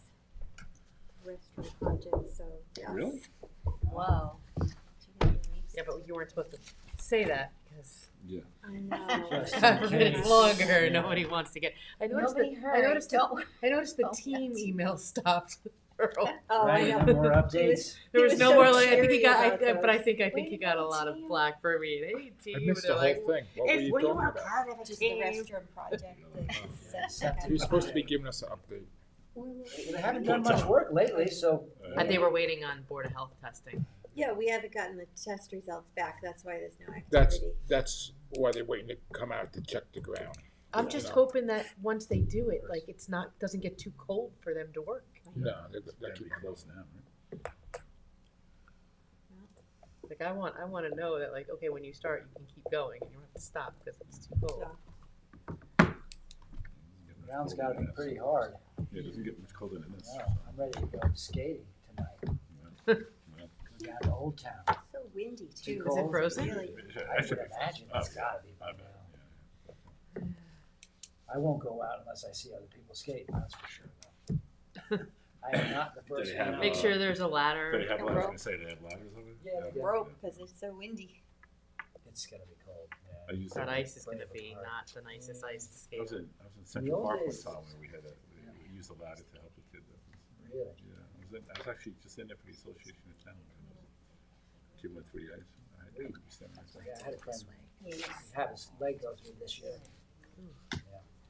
There's- But the that- fire department used to come out and spray the ponds It was a great story with the, and smooth it out. Yes. yeah. I don't think that happens They anymore. probably got No. sued. There was a park in my neighborhood growing up. There was the basketball court was a little bit sunken, like a foot low. So then they would fill that same basketball court area for ice skating. They used to, don't remember, like, the little apprentice parking lot, Mhm. where the dog park is now in the village? They used to fill that, the fire department used to come out and spray that parking lot and freeze it. We'd skate up there. Happy New Year. Not a damn lawyer to kill their- All right, so our next item on the agenda is the proposed code amendment for the BESS, the Battery Energy Storage. Jamie Shear, Seth Race, Christine Sclera here to talk to us about what we can expect to see when you give us the Right. proposed code. Thank you. Good morning, everyone. Yes, we've been working hard on figuring out the best placement in the code, where this goes and lives, and Thank you for doing that. It's really important. it's easier. It is. What I handed out is the outlines, just because it's just we're filling it in, but when you see it, the big picture. So Article 7 right now is industrial districts. So then right after industrial districts in the code would be Article 7A. Got it. Battery storage. And then this would kind of be what it looks like. Of course, we still need to hear from the town attorneys how, if it's structured, in a way that they're satisfied with. But it would start out, the purpose, the findings, as always, the definitions. We have some definitions for batteries in 330-5. So we would pull them out of there and put everything in one stop shop, one Nice. article. So all those definitions will come out of 330-5, and anything new that we're needing to define will be here. So we'll have definitions. Then this comes out of the steering committee. The next section would be the applicability, and sort of like, how does this apply? So if you're just a residential person and you're putting a battery like is still allowed, that's not what the moratorium was about. That's still just, it's not even a tier. That's just the New York State Building Code. And that's 20 kilowatt hours to 80 kilowatt hours. How big a battery you can have. That's all already identified and vetted. There's nothing really to discuss about that. So then after that starts the tiering system, and tier 1 we discussed would be from that 80 kilowatt hour, that cutoff, to 600 kilowatt hour. And in the task force we discussed just allowing that as accessory to, like, say a supermarket, they want to have a battery storage, they shouldn't need any more than 600 kilowatt hours, that'd be more than enough. Or they would have to show us that they're just storing the energy from their use. And that And wasn't that's- subject to the moratorium either, right? Right. Up to the 600. Up to, the moratorium starts at C, which was, we had it at 600 kilowatt hours and above. And then we were all shocked when someone came in with 100 megawatts. And so, after much discussion, we determined that 5 would be more than enough for a special exception for the planning board to handle something like that. And as you, Supervisor and Councilwoman McNamara were involved, and anyone who watched it knows that we went through all these mapping efforts with Seth at the screen, and we went through, like, where would this work, and is there still enough left, and It's very we nice. took Love the maps. residential off the Very table. helpful, yes. Yeah, they were good. And we just talked about, can these go on the east and west side in light industrial zones? And they can. So we are capping that at 5 megawatt. And then there's these opportunity areas, which we are talking about, like the sand mines. And other, like a brownfield, or, we can further discuss that. Then the next tier, so that's it.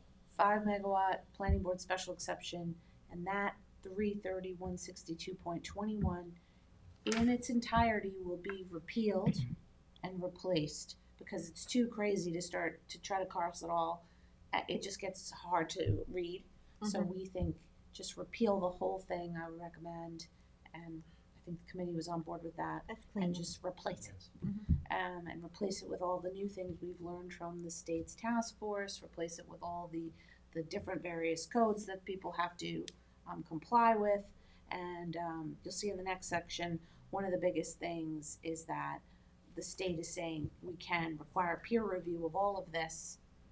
And I sort of created a whole, like, Quality assurance and peer technical expertise They are have a available whole, like, to arm of to people, so we town would board. refer all this, because one of the biggest things was about the Planning board not having the expertise. not having the expertise, or even the town board having, who's gonna be our technical experts, and that is, that it would be required that we get that technical expert to assist. And that came out of those task force of the state, the working group as well.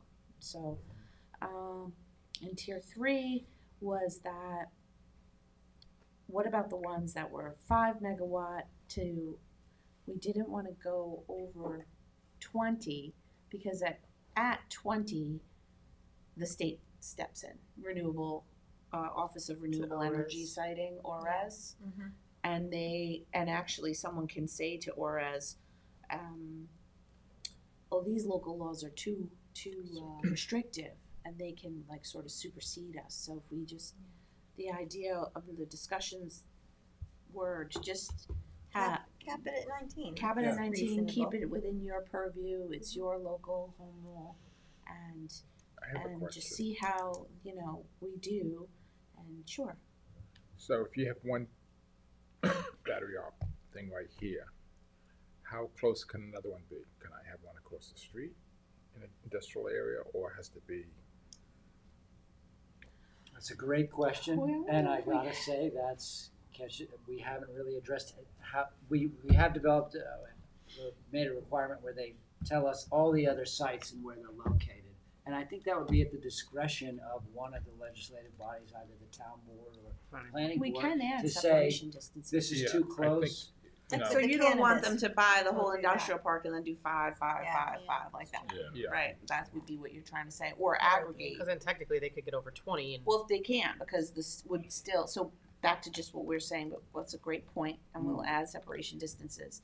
And that's why we didn't wanna just come out with like, here's your code, Yeah. we need to hear from you a little because more like about. where that one area I was talking about the other day, if we put one behind that other one, then he has that open area over here across the street.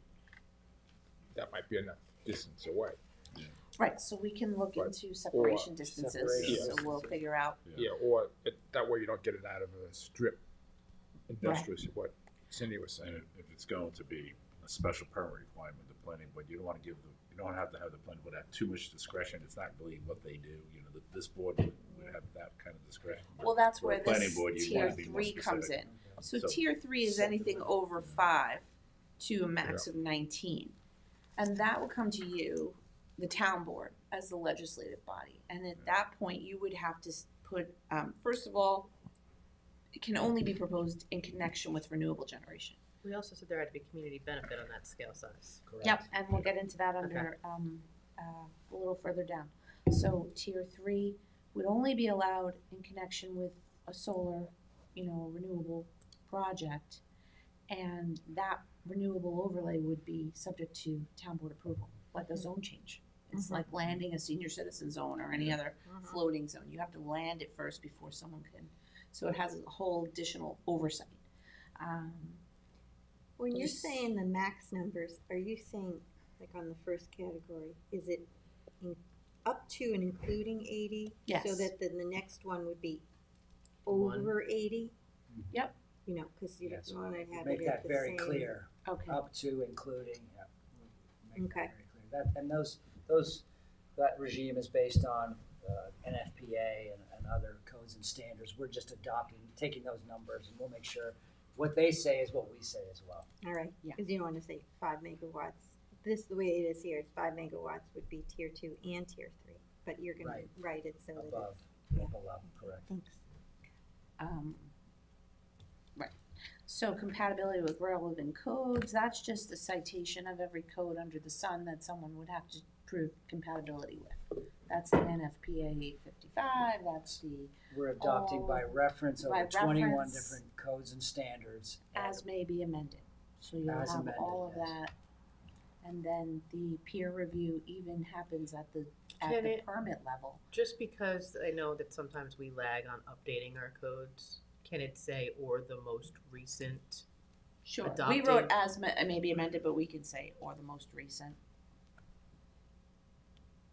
Most recently adopted. Yeah. Does it happen? I have a question. It's a little bit different off this, but if you have a residential battery, well, you said you could have up to how much? There's very 20 to specific, 80. if it's indoor, it's 20, if it's Yes, outdoor, it's yeah. 80. It has to So, do with where it is and Um, the protections surrounding it. yeah. So is there anything notified on the edge of the property that there are batteries of that size and There's on the placard? placard, there's a requirement, Okay, yeah. Next to the meter, there are fire code. okay, all right. There's I was uniform just fire wondering. code, Yeah. yeah. Okay, that was But my there's answer. special placards as they get larger, then Yeah. include site maps Yeah. showing the disconnects, the utility meters. Yeah. So we develop that signage. That's good. Everything gets more and more robust as Yeah. they get larger. But it's at Thank a certain point, 80 and below, the average homeowner is not gonna put No, an ANSI sign out in front of his Yeah. house. So, Yeah. trying But to we- scale the- it, that's, The Yeah, so code, the it's first considered responders know. behind the meter at that point. You're still subject to building permit, all those codes we cite, and electrical inspections. okay. So you have to have all that. It just made me think of something though about, I don't know, it skipped my mind. It'll But come back you said later. something and I was like, oh, and then I lost it. So, the peer review, okay. So then the next section will be general requirements, and that's sort of about, this is more about tier 1 and tier 2, but like what are we asking for? You know, like the type of energy storage system, the technology, the manufacturer, the capacity, the efficiency, all the intended uses, like we want that up front, so it's really clear. Who's doing this, their certificate of fitness, there's actually a thing, and or their corporate resume. You know, it's not just about just someone coming in trying to, oh, that's what I was gonna say. There's a list that the FDNY keeps of batteries that are allowed, and we reference that list. So we say only these batteries, because we don't want anybody trying any new thing out. Yeah. We want the ones from the FDNY list that are accepted. Approved, gone through the testing.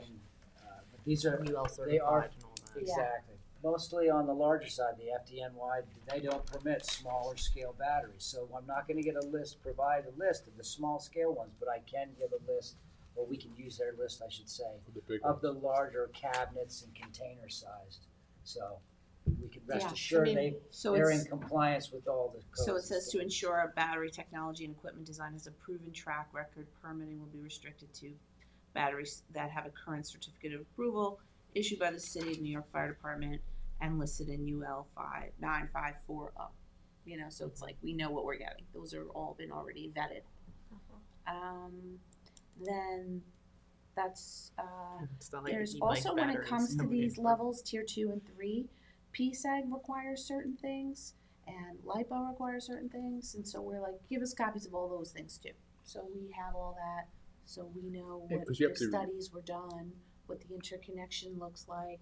We're not experts in this, but a lot of people were, you know, not knowing the details like that. Right. Because, so now we'll have all of that included. If we take their general requirements and ours and put them together, I feel like we can't miss the information that is required to make a decision. There's so many different parts that if they can go through the PSEG process and prove compatibility with the distribution system, and they've fleshed out everything, all the equipment that they have, and they pass that process, then it would seem, at least if we knew that, Yeah. we could hang our hat on that a little bit and say, we can use that to our benefit. And the need, right, the need from library and PSA, what they are looking for, what size do they? They told us they were happy with a bunch of little 5. Like about 5. They actually, I'll clarify that, they said to, after the fact, that they were agnostic on the size, but they will take what they can get as far as whatever the municipalities are going to approve, but they are not necessarily advocating one size over And another. as we said, as technology changes, these may get bigger, but Right. with the Now- current technology, this is what it is. Right. Always update. Right, so, the next section is sort of opportunity sites, and that, again, we talked about was, you know, potential reuse of sand mines, lands in the LI 40 and LI 200. Publicly owned property is as determined by the town board. So you would have to decide that first. No one's just gonna come in and, you know, there has to be your approval in that, you know, initially. Designated brownfields. Again, we can write as determined by the town board and existing community distributed generation sites. So those are potential places where batteries make sense, but always subject to your purview and approval. The avoidance areas are the same as usual, which are not in the coastal erosion hazard areas, not in the flood areas. Nobody would really want to put a battery there, although in some cases resiliency, you know, may require it, but we really aren't saying, we're not allowing large-scale batteries in those places. The Central Pine Barrens, core preservation, ag lands, we're not, you know, opening that. Historically and culturally significant resources, conservation areas, scenic corridors, within 500 feet of designated coastal evacuation routes. That was another biggie that came from a lot of public testimony. Wetlands, and then this came out of the steering committee, was parcels within 300 feet of an occupied community building or single-family residence as measured property line to property line. So that's an avoidance area. We're saying, you know, if you're next to a school, a hospital, these other locations that are high occupancy, it's not appropriate to be having a large tier battery system. Do we define high occupancy? That's actually, occupied community building is a definition that we will be putting in our new definitions, but comes from the state building code. And what's that definition? Do we have it? I think I do. Yeah, it's referenced quite often in occupied community building is any building in occupancy group. It uses the International Building Code, ABEIR, as defined by the IBC, including but not limited to schools, colleges, daycare facilities, hospitals, correctional facilities, public libraries, theaters, stadiums, apartments, hotels, and houses of worship. So we say can't be 300 feet from these buildings at property line to property line. And residences. And single-family residences, so that, And that's all in the that's in section the F. avoidance standard. Avoidance, yes. And then the Is next. that, I'm sorry. No, please. And would that also be, as Bill brought up, would that be where the separation distances would also be mentioned? Yeah, we could Okay. put a G there Okay. and add that. Okay. And anything else too. So I just thought it was easier to start to kind of go over at high level and then we can get into the detail, because I know Well, we're this is pressed great. for time. And then the next section is really that renewable energy overlay district. And we put 5 acres as orbit. It has minimum site size, maybe it's 10 acres, we can talk about that. I think just traffic access, findings that you have to make, and that has a lot to do with emergency management standards, training. That's another thing I didn't mention. Tier 2 and Tier 3 have a training provisions. So we didn't get into 162.21, but that repeal and replace has all about how they have to train the local responders. Emergency plans, commissioning. operations plan, commissioning plan, decommissioning plan. That's where in the site. That's where all that site lives. plan And then in the standards. energy overlay district also, if you're doing a larger one. And the findings by the town board that it would be, under what circumstances would this be appropriate? And the development standards, how you want to see it. Normally the building code allows it 3 feet apart, maybe you want it 4 or 5 feet apart or 10 feet apart. You don't want, on a site plan. That's approved. And then the other thing is community benefit agreements.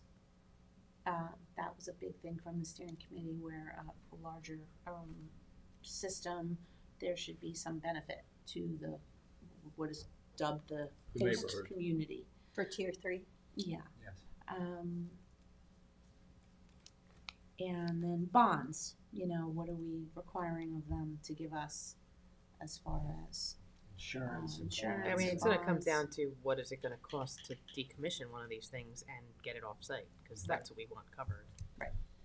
And then part of these standards has to do with there's more specifics related to water recharge, and if you had to use water to put out a fire and it going to a separate Retention catchment ponds and pond, catchment. so it doesn't go into the groundwater. We have all that incorporated into these standards. So, and then So just if you're gonna do that, then you have to have it in a big containment area, or you have to have a pipe going from one area to another area. Because What I've seen is, the pipes go into a retention pond, and the pipe would then go onto the stormwater drainage system, but there's a shut-off valve there that if there was an emergency situation, they can make that pond fill up. Yeah. And you'd have to have an engineer size that to a typical response, or maybe their emergency response plan would say, if it's this, then that. Because you And they can't could- really recycle, you can't. That fill can't be just opened and No, allowed to release. They'd have to test it, filter it, And you can't recycle it to put the fire out either. not necessarily. not and the time that you're No. responding, probably No. not. Uh, But anyway, we have some of that, and we obviously feel that we should send this to referral to some. And we took these codes from other places that are doing this, that have these standards. Who would We sign wanna off on make this? Would it be the Suffolk County Planning Commission? No, I think, when it comes to the catchment and containment system, we could, refer it to when you notice this for hearing, you can refer it to the town engineer, you can refer it to an outside engineer if you want. It's We important. can, refer this, we would like to send the code to, our LIPA contact, NYSERDA, get their feedback also. Go to You know, like Suffolk Fres County or- Planning will definitely wanna see it, Fres, all the emergency, agencies will, kind of identify everyone and send it around for comment. What's the status of the recommendations from the governor's office that was going through different revisions? Did those get Ongoing, finalized? still draft recommendations for the interagency fire code working group has not finalized their recommendations. I have adapted the language from their 16 recommendations and folded it into our Yeah. code. So they have In a mandatory sense, peer adopting review, what they're recommending. certification of fire mitigation personnel, enhanced signage, full-time network operation, video surveillance, regimented training for first responders, refined parameters for fire alarm triggering, special inspections, root cause analysis, proper usage of water, and, distances to transformers. So those were things that they were looking at, very specific, like fire code type of response things. Which is important. And our fire marshal's been looking at those too. Yes, and he's part of our task force. And then just the rest of it is really just how do you apply, what happened, the whole procedure. It's a two-step procedure like any other zone change if you're asking for an overlay district. So first it comes to the town board, and then once the town board if you were to sign off on an overlay district, then it goes to the planning board for special exception. Actually, not special exception, it would go to the planning board for a site plan, because the special exception limits to 5. Yeah, so it's sort of a site plan. Secondary review is, My question is a little bit 2 steps ahead, but if this were to be adopted, obviously this has to go through some changes and we'll evaluate, but once this is adopted, what's then the status of the moratorium? The moratorium expires on the 25th of February. Either way. Either way. So do we want to try to adopt this beforehand? Is there any sort of time constraint on that or no? Not per se. Is it recommended No, that we? I mean, obviously it would be optimal if it's, one ends and the other starts, but Right. I mean, with hearings, you don't know what's gonna happen. The public wants to be heard. If they want changes, you don't wanna be hamstringed by that. So then we have to extend the moratorium again? No, I don't think it's necessary that you extend it unless you perceive that it's gonna go on for a while Well, longer. I mean, if it's, we're question. talking. if Oh, we can someone- overlap with public hearings and stuff though. Yeah, because it's a slightly, but not repeal like and months and replace months. now that's going to happen, so. Yeah, but like you're I'm in the saying, middle if of we do that. it in like March, we're okay. But next Thursday, we can have Next Do you Thursday, think we'll you'll bring have up, we'll give you all the language. draft, yeah. And we'll do And it we'll in be the. doing decisions as well Yes, on we the could- outstanding hearings that we have. That's exactly my question. No, we'll yeah. distribute it before to the board, a draft. But you're gonna be okay And doing then we're that. happy I to mean, come this is a back and lot. go through the, yes? We're gonna do the appreciate you referrals as doing part it. of the public hearing process though, right? Yeah, so it won't slow us down. Oh, the referrals are part of the public hearing process, okay. But in the We'll review meantime, it when we once the give this public draft to you, we'll, reach out to I mean, our other task force Would we attendees. maybe be ready to have a public hearing on February 11th? I believe It's a so, right? 3:30 amendment. There's 5 weeks in January though, right? Our next Oh, meeting I have is the on calendar, I brought it with me. I thought the intent was to put this on for notice of public hearing, the notice to appear on the 28th agenda to set it for, do we have time for the 11th? If not, you may wanna have a special meeting before that, or do it the meeting right after it. I would, Yeah, the Yeah, I meeting wouldn't after was want the 20. too Because much we would wanna at have time. 2 public hearings, right? Like the 11th and the 25th, and then say adopt I it on would the think you 25th. want 2 public hearings. Yeah. I mean, that would be. The 11th. I mean, I guess if we have it on. Jam it up. Oh, yeah. So many. You don't want this, you're gonna. No, I would- don't, you but might I don't wanna wanna have a cut it special short. meeting. But I don't, well, let's look at what we have on the 11th though, because I don't think anything is really like a public hearing where we're gonna have a ton of Because we people have in it. 5 weeks in January, you can absolutely have it on the 11th, because it goes in the paper if it's on the 21st, right, that's the meeting. The 28th is. 28th is the meeting, Oh, I'm sorry. That's unless where they had a it's- special meeting on the 21st. If you have a special meeting, or wanted to have a special meeting, then it would work. It's just a, We could do a it's special just meeting a, before Are we we notice it. at the Association of Towns that week? No, that's, no, this February is January 21st. Oh, January. I mean, No, just a meeting to notice the hearing. Because you'll have, On you the- don't have on to the- wait till the 21st, you can do it, We would have to do a special meeting before one of our work sessions. yeah, like the Thursday. 16th or something. Well, you need, Why but we need the rush it? local law when we set the public I hearing. just, if she's talking about the moratorium expiring, I don't know how long we can wait till after it expires to. Yeah, Especially if there's the a- risk would be somebody trying to put an application in. Right. But, I mean, they would have knowledge that we're doing this, but we could always extend it. I mean, we could go to extend the moratorium another, even a brief time, 3 months or 6 months or something. I mean, everybody's doing it. The only town that's not really so far is Brookhaven, but every That's other up to you, town. I mean, has at been- this point, if you're repealing the whole code, well, what are you going to apply under? A code that's being repealed? Well, yeah, right. So they would have the knowledge, so it'd be hard for them to kind of claim that. So if you did a special meeting on one of your work session dates, like the 16th, next week we'll be here to go over the nitty gritty, right?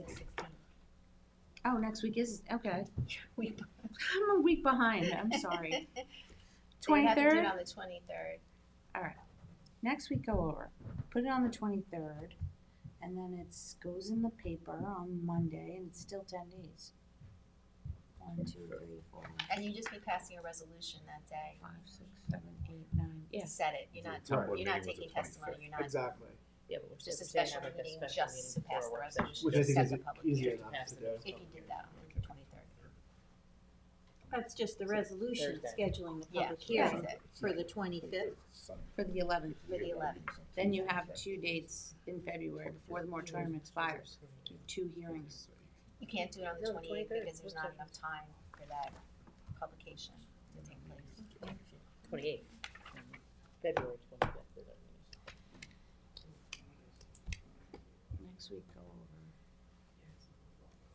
So, Because on the 21st, if they're gonna do that, it has to be in final form. Wait a second, though. The only thing I'm concerned about with this is the February 25th meeting still an afternoon meeting? No, it's not. It's an evening It's meeting? a 6 o'clock meeting. I just wanna make sure One there's at least afternoon, one one night evening. meeting for a public January, hearing. we have 2 afternoon meetings, we have no night meetings, but February, we have night meetings. okay. If we do the public hearings the 11th and the 25th, then we could adopt the first meeting in March. And then we only have like a 2-week overlap. So we have to have a special meeting, Just as a the work noticing session, so that we can notice the public on the hearing. 23rd. Then it will go into the paper that Monday. Right? Right, and then they'll publish it on Thursday, and is it 10 days from Thursday? Oh, wait a minute. I was counting from Monday. 1, 2. Sorry, this calendar's so weird. 1, 2. You count Thursday? The day it comes out? Okay. 1, 2. Can we count the weekend? Yeah. 3, 4, 5, 6, 7, 8, 9. Yeah. It's more than 10 days. Perfect. All right. Will you pop next door and just let Janice know about those dates? So she has them in her book. Sure. Yeah. I mean, because if you really wanted to play it safe and you're coming to our work session next week, we don't have agenda review, so we could do this first and notice a special hearing for like 11:30. If we have time to notice a special meeting, right? So either way, it's fine. Yeah. As long as, that's fine. As long as the She code is done. The code needs to be Well, final. if you want, the point Not was to final go form, over it to make sure you don't have any. That's what I was saying. We could do this work session at 10, notice a work special hearing for 11:30, and then. But that wouldn't give you time to make changes, Yeah, we so wouldn't that's have stupid. time to make the changes. So yeah. No, it's it's fine. not stupid, it's just that we just wouldn't, unless we bring I our just- if you were laptops here close and, on like, time. change them on, right as we're doing it. But Janice Wilson needs to schedule a special meeting for the, yeah, the 23rd. So Get the no notice out spec. for that. And it's, yeah, okay. And I it's- don't know if I told her about the work session next week for this too, so maybe I just mention that also. Sure. Okay. Sounds good. Very good, excellent, this is great, looking forward to Getting into the nitty gritty. Yes. Thank you for all your hard work on this. Thank you. Thank you. Not See you easy. soon. Okay, we'll see you next time.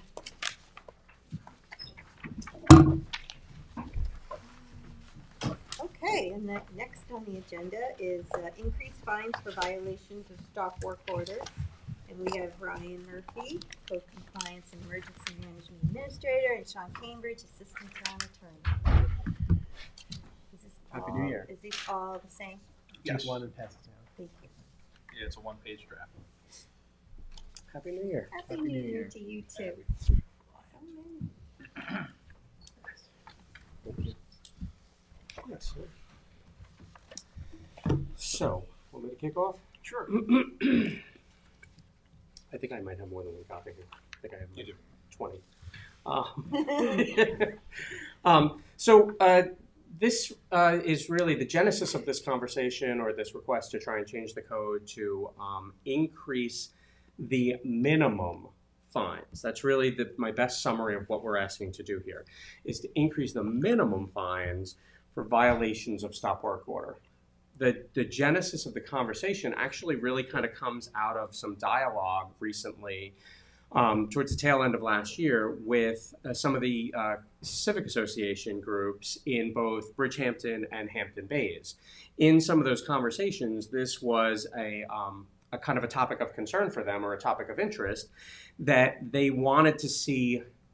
Basically what the ask was greater fines for people that violate these types of things. The sentiment seemed to be within the community, and I would say that it's been fairly similar in most community conversation engagements that I've had, that sometimes people feel like, folks continue to break the law or the codes because they're not really feeling it too much. The pain of committing the violation action versus doing things the right way. Which, Ryan, sorry to interrupt, the minimum currently is On 150? this one is it 150 or is it? It doesn't. It's It's got a current code. maximum right now. There's no minimum in Yeah. the current code. A typical plea bargain might look like $200 Right. on this. Okay. Which becomes the cost Right. of doing business.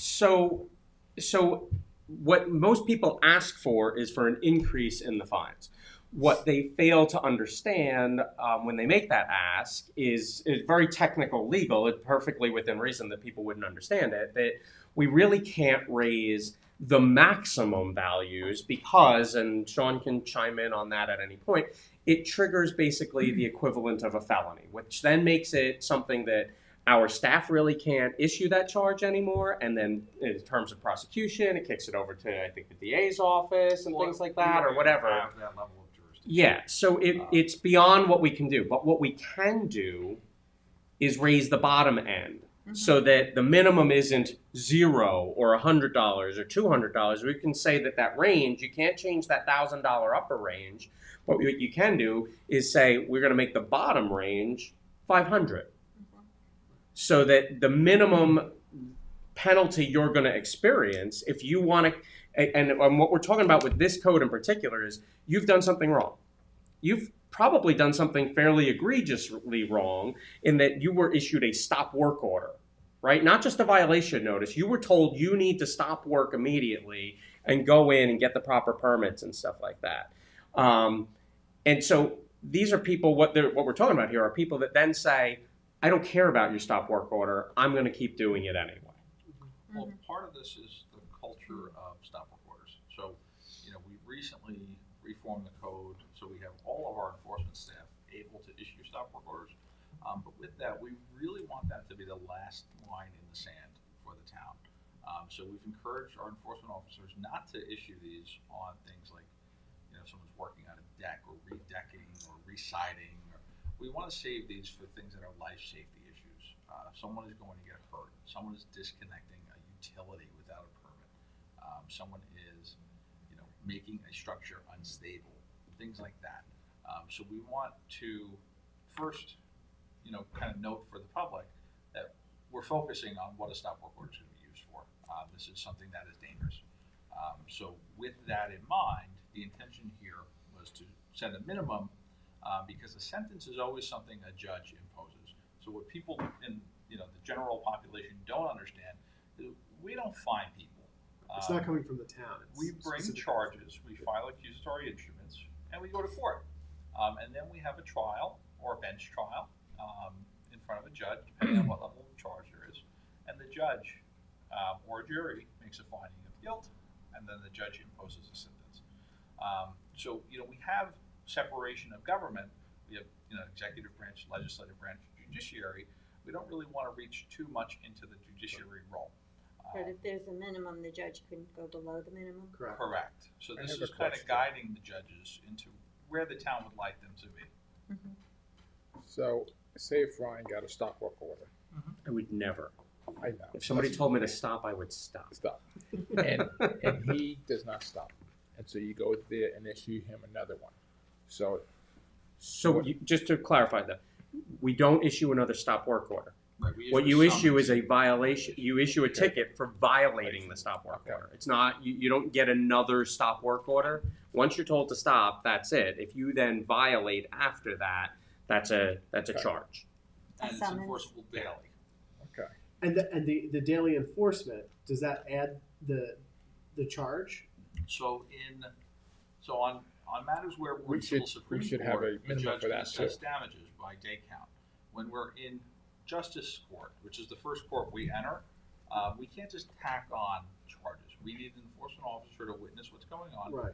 attend that site each day, and file a distinct accusatory instrument Right. to bring those charges forward. Right. So every day might be a little excessive for, assigning someone to spend, their whole shift every morning to go do a particular task. But typically what we do with enforcement cases is we'll have people check every few days or, To see if anything was patrol rectified. sectors on a daily basis. Okay. Um, And that comes out of your office, Ryan? The way that we've changed things, it doesn't have to. It could be, so thankfully we've expanded the net of individuals that can conduct that enforcement for us. Right. That could be a building inspector, that could be a code enforcement officer, a fire marshal. Honestly, it could be even a marine patrol person Could be a or a police police officer. So they just have to meet the minimum, standard. And so any of those, a police officer is well beyond it. They could charge this town code too if they observed it. So And we've designed the stop work order section in such a way that it's very simple to allege violation of stop work order. There's a posted, brightly colored order on the site, and you see work going on. And then there's a description of that work that has to stop on the stop work order itself. Yeah. So this really should not be happening. Yes, it does happen, and yes, people do view it as the cost of doing business. If we need enforcement staff to visit a site every day, we can certainly do that. We have done that on particular occasions where someone is disregarding town's directives, and we have had convictions of $20,000, $30,000, $40,000 in some of these things, which shows you the efforts we make, and on the backside insulates the town from things like malicious prosecution claims because we can document each and every day that somebody's violated the code. And if the minimums are set higher now, the sting might be a little more. There might be more of an incentive now for more compliance. Possibly, yes. If it's really problematic, you can go to the Supreme Right. Court and get an injunction. Then right? we're looking for injunctive relief, but that's a whole different game. We're in Supreme Court. We're on a several-month timeline usually. Yes. Yeah, I mean, you can bring an action by order to show cause, Or try to get a TRO file. and see what happens. Yeah. Right. And then, if they grant the TRO, great. And if then they you do, can then they're go in for the contempt preliminary if they injunction keep from that going. point on. Correct. So I think that this, if we make this change, I think that my hope is that it will make people take stop work orders a bit more seriously and actually stop when they get a stop work order. And I believe that it's something that is generally being looked for or that's of interest to the public based on the conversations and the dialogue that we've had with a lot of the CACs and civics over the last, it's come up again in the last couple of months, but it's been a topic that I think, has been revisited time and again over the last few years that, people sometimes feel that nothing's being done with certain things and because, we do have individuals out there that are just defiant. They just don't want to follow the rules and regulations. And, by the time They go through some of the processes, and if there's not a minimum, value set on certain things, again, as Sean just said, and I think I said before too, some folks feel that it's basically just the cost of doing business, and they go about it as normal. They're just willing to take this, and that's the end of it. And if we raise that minimum number and make it sting a little bit more, hopefully it won't be just the cost of doing business, and people will actually stop and they'll go about the pathway the right way, which is designed to make sure that people are generally. This is because the code is born out of a desire to make sure that people are building safe and resilient, structures, that they're not closing things up that shouldn't be closed up. They're not putting people inside the structure in an unsafe condition where they maybe can't get out in the sense of a fire or whatever it is. That's what the code is really created out of, is that basis. And when really we're talking about like the building code when we talk about these types of things, even more so than a lot of the other codes, but also the fire code. And so, we want to make sure that people do take those things seriously and that they do follow the prescribed pathways for construction and everything to make sure that whatever the occupants are then inside of is safe, that has the proper egresses, it has the right safety measures in place to protect them while they're inside of it. So now stop work orders, correct me if I'm wrong, Ryan, also apply to excessive clearing, egregious clearing as well, if construction is related to that? Slightly different. There are stop work orders, and then there are stop orders. A stop order under the code can only be issued at the direction of the Director of Natural Resources, which is Janice Shearer. Does this apply to that too? Will this apply to that? This is stop work. This is for stop work. This is stop work. What is the fines for that? You're in that same range. There's no minimum because we can look at that again. We can look at that too. Well, I'd like the two apply to both. Yeah. Quite honestly. This is one of those scenarios where I'm going to advise you don't want one section of your code to do everything. This is the section that was in question for today. So we can certainly take a look at that, but we should do so separately. It's a completely different section. If you feel that that's the but we can attack that next and set the minimum on stop orders similarly to what we're doing with these. Yes. That way it's fair across the board. I know you have 750 here. I feel like between 750 and 1,000 doesn't leave the judges with a lot of room for, I would be comfortable with 500 on this. As long as we make sure that we go out and continue to write them up, because the one time it's not going to stop anybody. Could we settle on 6 just to as a middle ground? Because I think let's make a deal.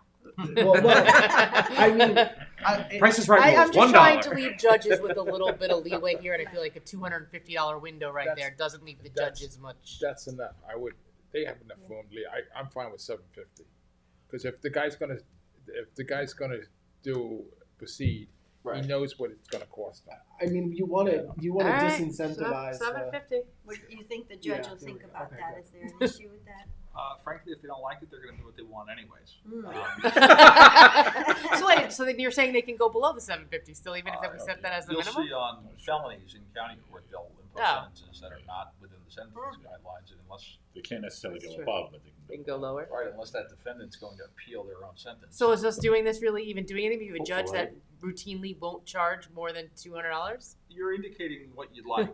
You're the legislator. So then I'm fine with the 750 if they're just going to. Now you said that you said that the town law controls how much we can charge, and I just took a quick look, and it looked like it said $350, but we're at 1,000. So what's the explanation for that? So you're referencing Section 268 of New York State Town Law, which is the section that is controlling for taxpayer actions. So if the town had failed to act and 3 taxpayers came to stand in where the town is, those would be the applicable fines. There is a case out of the New York Court of Appeals, Cami versus Town of Yorktown in 1989, as well as an Attorney General's Office advisory opinion, that we are able to supersede that section of law, but Town Law Section 135 says we need to be consistent with the body of law that's otherwise controlling, which is the New York penal law.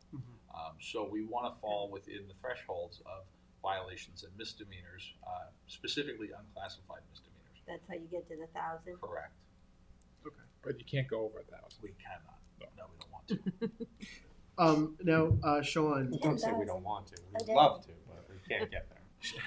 Sean, judges. we've discussed this, and Ryan, we've all discussed this at length.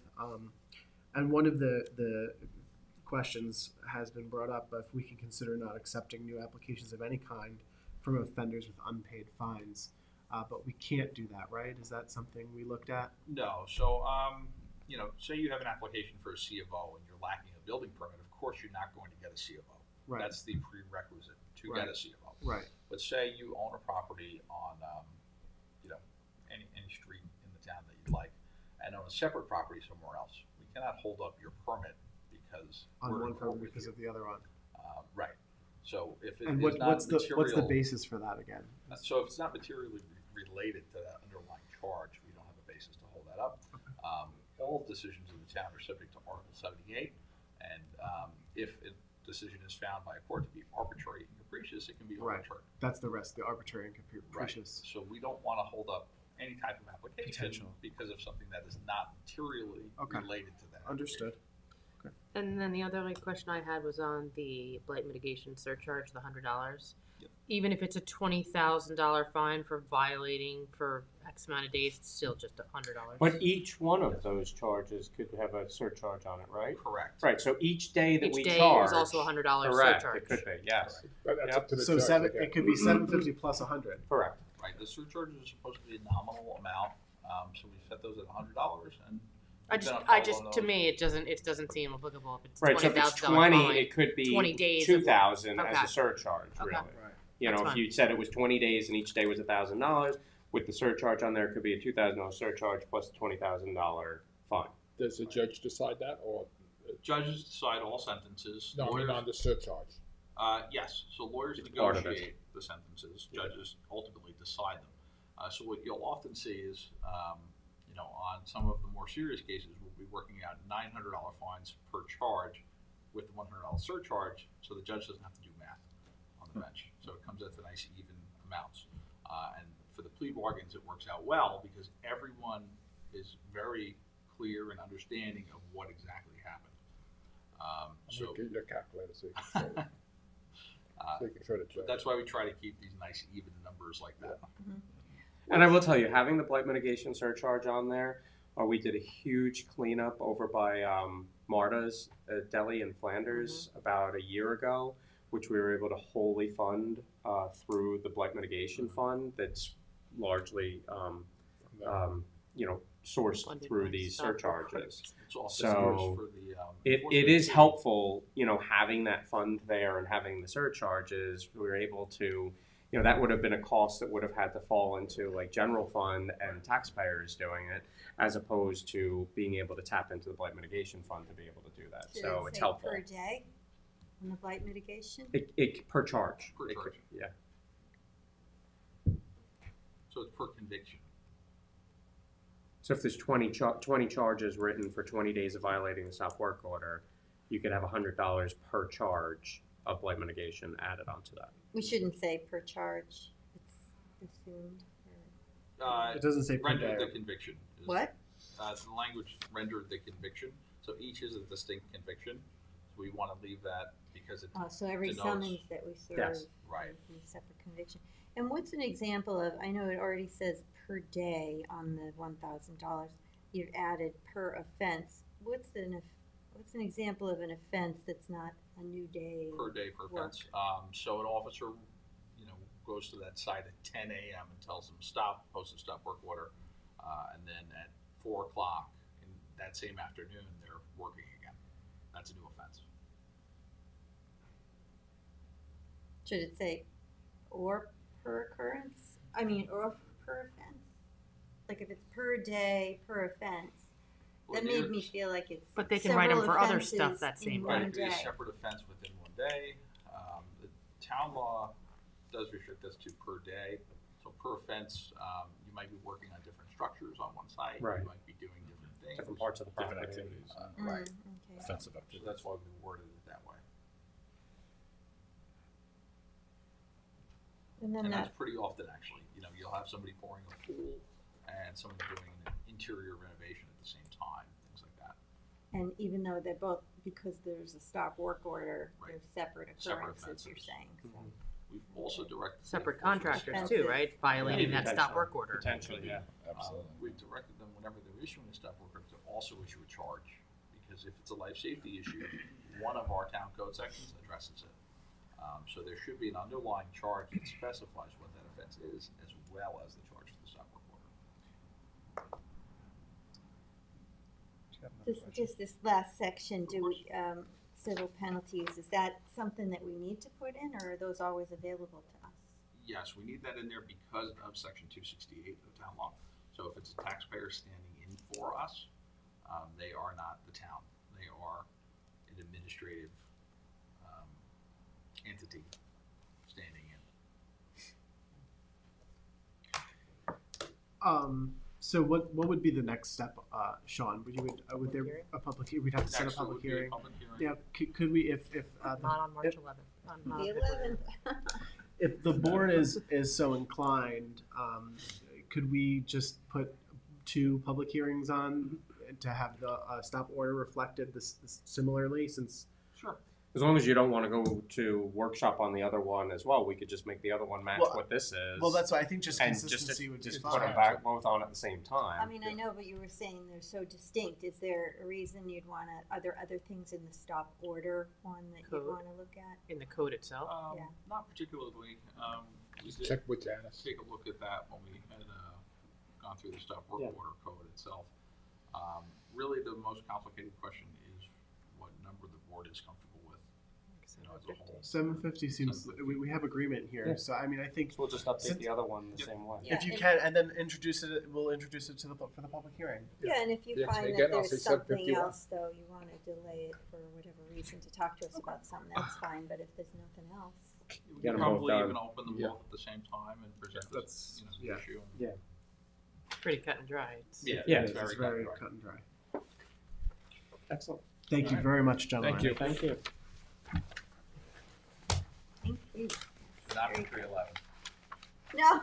When do you Too want to do many. it? When do you want to do I it? guess that we're at the 28th, 25th 25th. of February. Oh, jeez. Okay. Okay. No problem.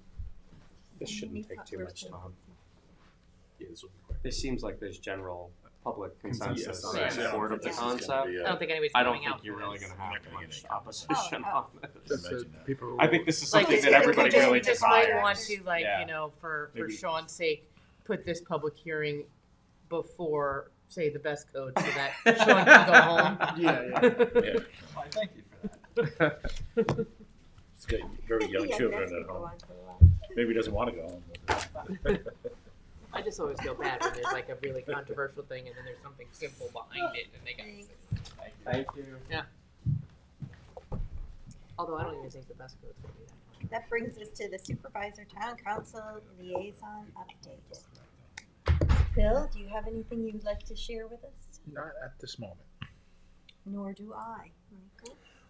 Very quick. I mean, last evening, I joined the Hampton Bays American Legion. They had a burger night. It was very I saw nice. the ad for that. How were the burgers? Oh my God, really delicious. I sat with Bruce Dosher and his wife, and David Exteribi, as well as Commander Hand did a great job. Actually, they were waiting the tables. I asked them if they needed some help, but they had it all covered, and they did just a very nice job. Great prices.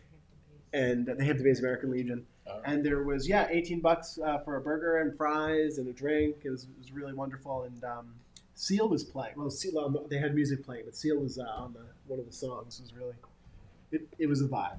I'll just keep it at that. Yeah. Delaney is an amazing chef, and she had a restaurant out in North Sea for a time. She's actually really great. So It was good. She does a lot of. I think she does all the soups actually for Heart of the Hamptons. Oh, awesome. So Oh, yeah. yeah, okay. She does. She does a lot of community Community good events. community things.